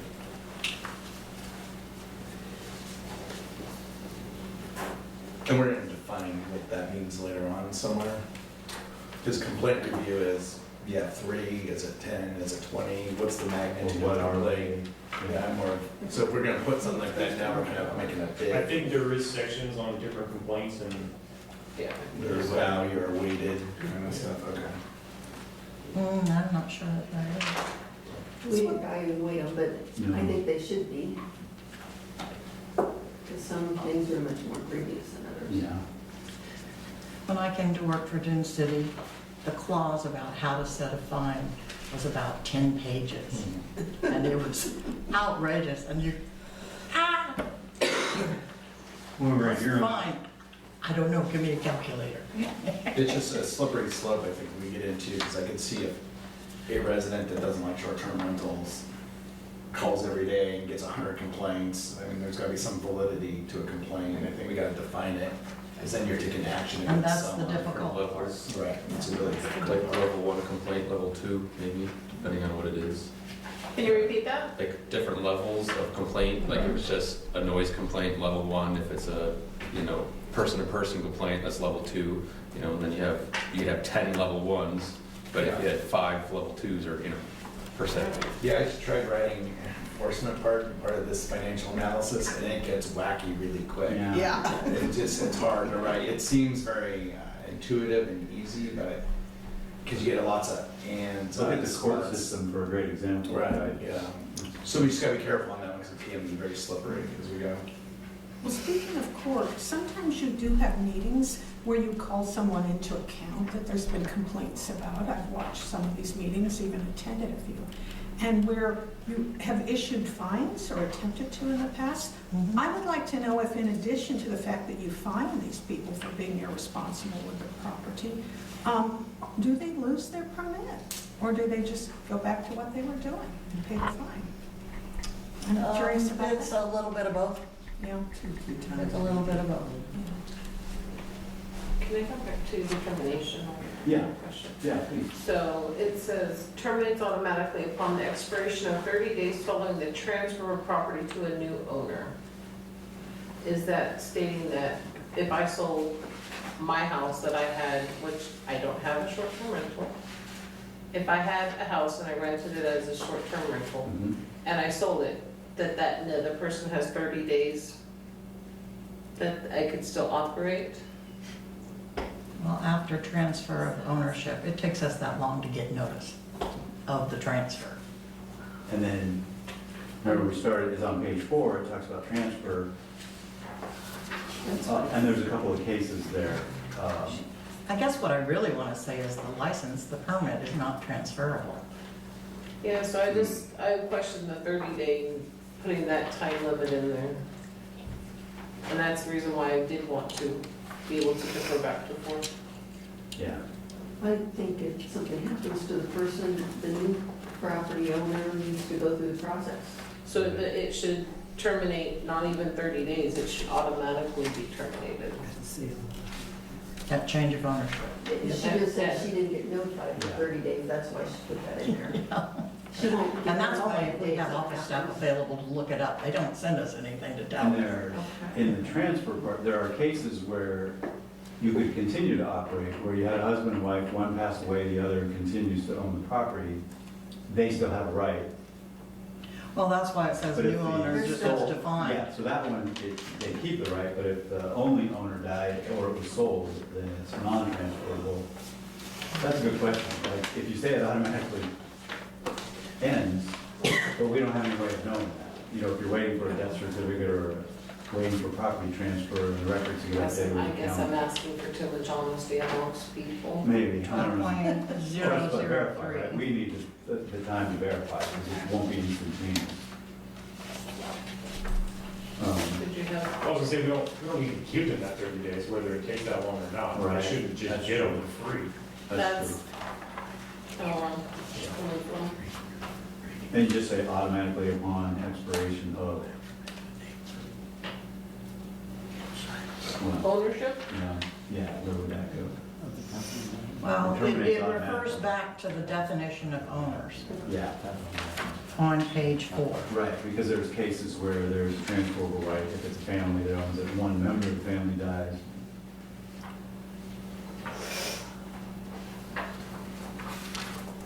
But I do think it sets us up for failure, because if we revoke, terminate someone's permit, say Jack's permit, and it goes, you know, something happens and it has to revert, maybe Jack's wife then takes it over, and she passes this out, and back we go back to Jack, that's been previously deemed not appropriate to have a permit.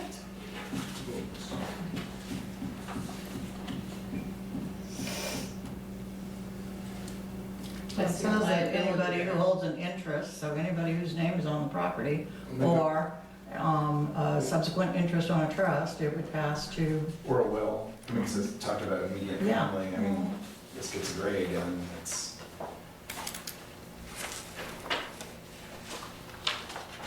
No, we're talking about termination, so there's scenarios where, if you have like a rental company like Vacasa, because they're in all this stuff, you know, I know their agreements and they make you, you know, they're renting all the time, so say someone has a short-term rental and then they sell it, but they've had bookings for 8 months further down, we're saying that you don't get that. So we gotta think about that too, because I know what those agreements say, and that owner's held for the expense of all those. So we're gonna, do we have the authority to say, you're off, no matter what? Or if there's already an obligation? Just something new on how these things work. I think we have the authority, right? If the city decides it's a non-transferable right, but that's something they need to work out if they want to sell, you know? Right. It may delay the sale date, the closing date. Right. if they desire to operate it as a, and maybe that's what there should be, is some language in here that says if it changes ownership and the new owners desire to operate, to continue operating it as short-term rental, they have 30 days within which to make application for a permit, or something along those lines. I thought that was in here, right up here. Well, the second to last sentence, the ability to operate a short-term rental in the city will be deemed discontinued, abandoned, and forfeited for failure to obtain a valid permit. So, yet maybe we just need a clarification. If it changes hands, you you've got to reapply. So you're saying you got a grace period, a 30-day grace period It's- to exactly. reapply? Okay. That makes sense? Okay. Oops, let me put it in the right place.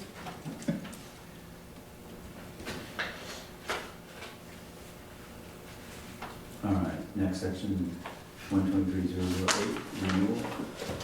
I think we did that with just with the complaint review.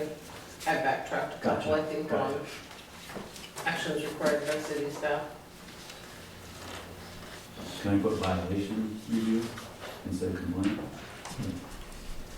Because those would be complaints that turned That's into. good, right, because we officially have taken action. Because on the next page, we call it violation, I read ahead.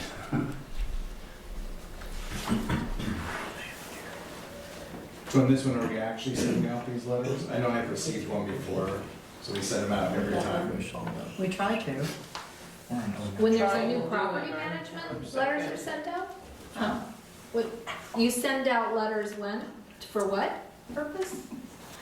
Renewal letters No, to the permittee, the current permittee. Well, it's not even renewal, it's any letter, anytime there's a short-term rental permit that's been approved, we're supposed to send out within 300 feet. Oh, Yeah. on the previous item. Yeah, we're supposed to send out. Renewal letters. Okay. No, so I was just asking, do we actually do that? Because I've heard people say they haven't received anything. I haven't received anything, that's what I was asking for the, yeah, 123.009. Right. This may be a stupid question on that one, but where it says, the city will notify property owners within a 300-foot radius, Yeah. is that 300 foot from house to house or from property line? It's from the property line. No, so it's property lines. Yeah, So got one- lines. one, yeah.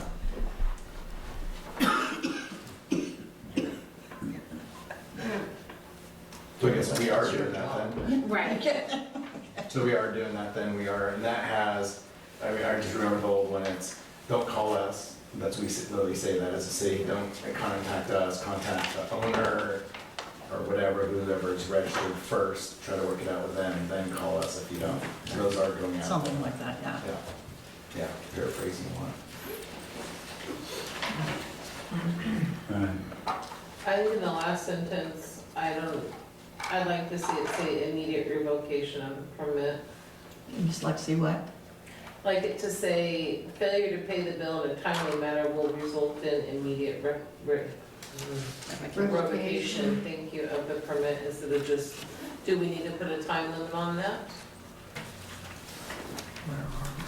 The very bottom of ordinance 009. Do you just come up with a estimated cost and charge it up front before you get a permit? You know, if you processed all the paperwork and you said we added $25 for postage, it would be paid, we'd be ready to send the letters, you'd be ready to get the permit. Yeah, it seems simpler. Saves you a step, you don't have to bill somebody or tell them you're gonna come back for the Right, I would just collect it all up front. rather collect it up front. Add it to your number and, So we'll just take that off and put it. And maybe now that we've done a few, we yeah, you have have that an idea idea. now, right? what it might What be. effort and cost. There you go, and then you don't even need the last Perfect. 2 I'm sentences. happy with that. Okay. Do those letters get sent out anytime things change? Mhm. Do these letters get sent out anytime there's a property change? Yeah, that's the problem. When they come and make application to us, we have no idea what we're dealing with until we start getting into it. And so we can do what we do on, any kind of permit that requires hearings before the planning commission or the city council or both, and get a deposit. And then reimburse them for any funds that are left. There's rarely, in that case of the planning commission, anytime we pay anybody anything back.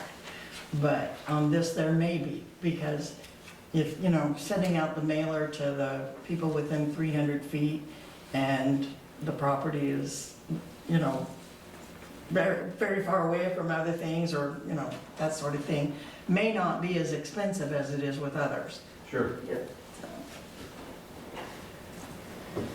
I don't see why we couldn't propose that.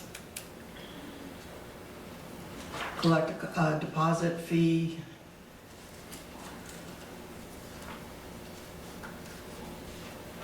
And make that deposit fee changeable by resolution of the city council from time to time. Or do you want to say the fee will be cost recovery, so that whatever it is at that time, postage goes up or down, you get one that has 17 letters versus one that has 4 letters, I'm comfortable just leaving that to staff to say, this was a $20 one, this was a $50 one. I mean, you don't need the council weighing in. I'm more set. I mean, so like a scaled one would be interesting because. Well, right now, it says we generate an invoice. It already Yeah. says we generate Right. an invoice. I mean, I'm happy leaving that to staff to say, here's your bill, but you could estimate it up front and save you the step, and it all goes out. You get paid for it up front. I mean, if you can do that. And the hard part is the mailing for within 300 feet. We have some that are over 200 people that we have to mail. Well, couldn't we Because just the do properties are so small. Could we do a deposit fee, and if there's an amount left over, it gets applied to as credits? It gets returned. Because it would have paid the rest of the. Do we have a staff accountant to do all this? I mean, I don't know how many of this is getting really heavy. Oh, we do it for, yeah, we have a setup, we have a process that we follow for that. I don't like it, but we have one. Would that be easier for you than this invoice system? I would like to just set a flat fee and call it good. I'm fine with that. That's a, Did you average out a flat fee and put it in? I mean, 2,000 is not unreasonable, but it's up to you guys too. For the mailing? The mailing can cost up to $600 or $800 sometimes, so it just depends. I mean, when we're talking, somebody makes application for a short-term rental, and they're applying for 4 different properties, and they're located all over the city, then, you know, that's a lot of mail. We might as well just do a blanket, every mailbox, you know.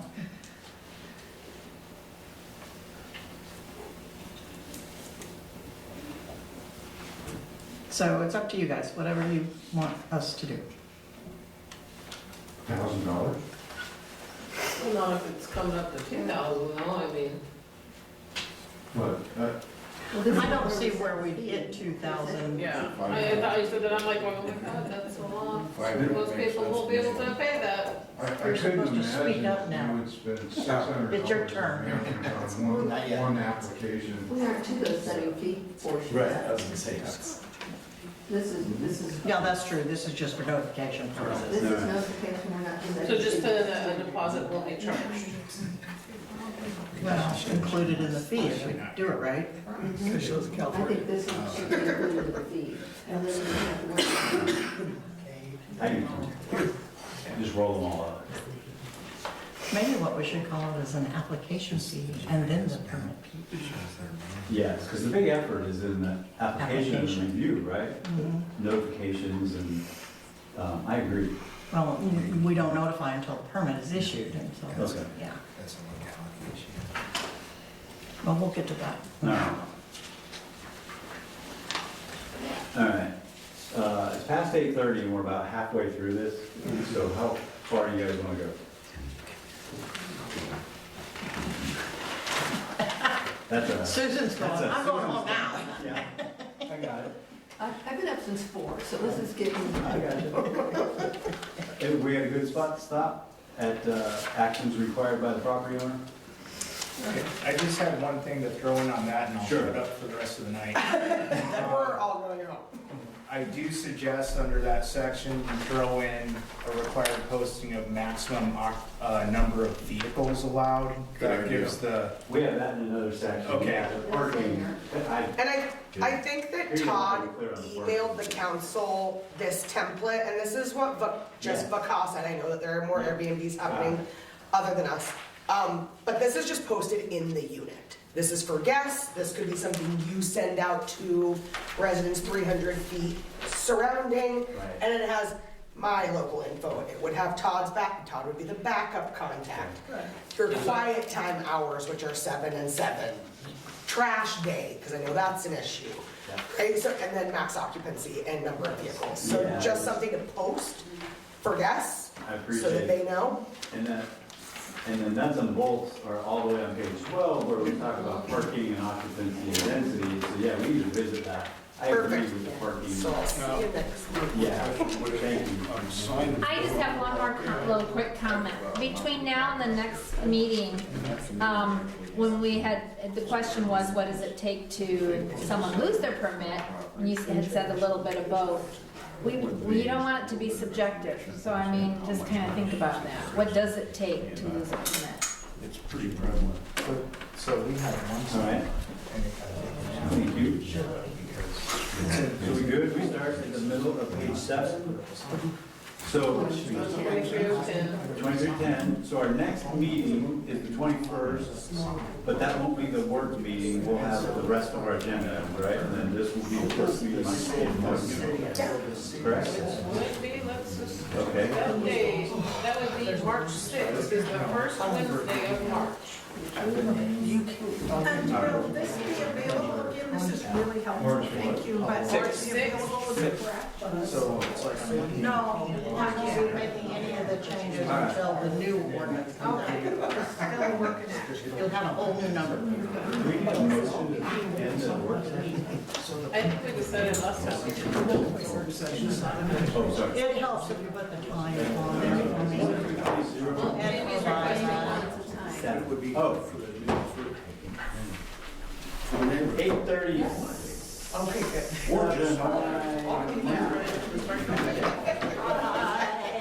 Same time. Yeah, 6 p.m. 6 p.m.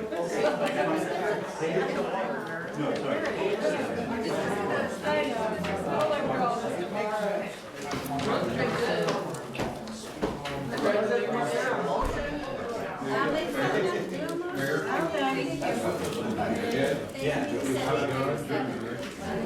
You need a motion to adjourn. What is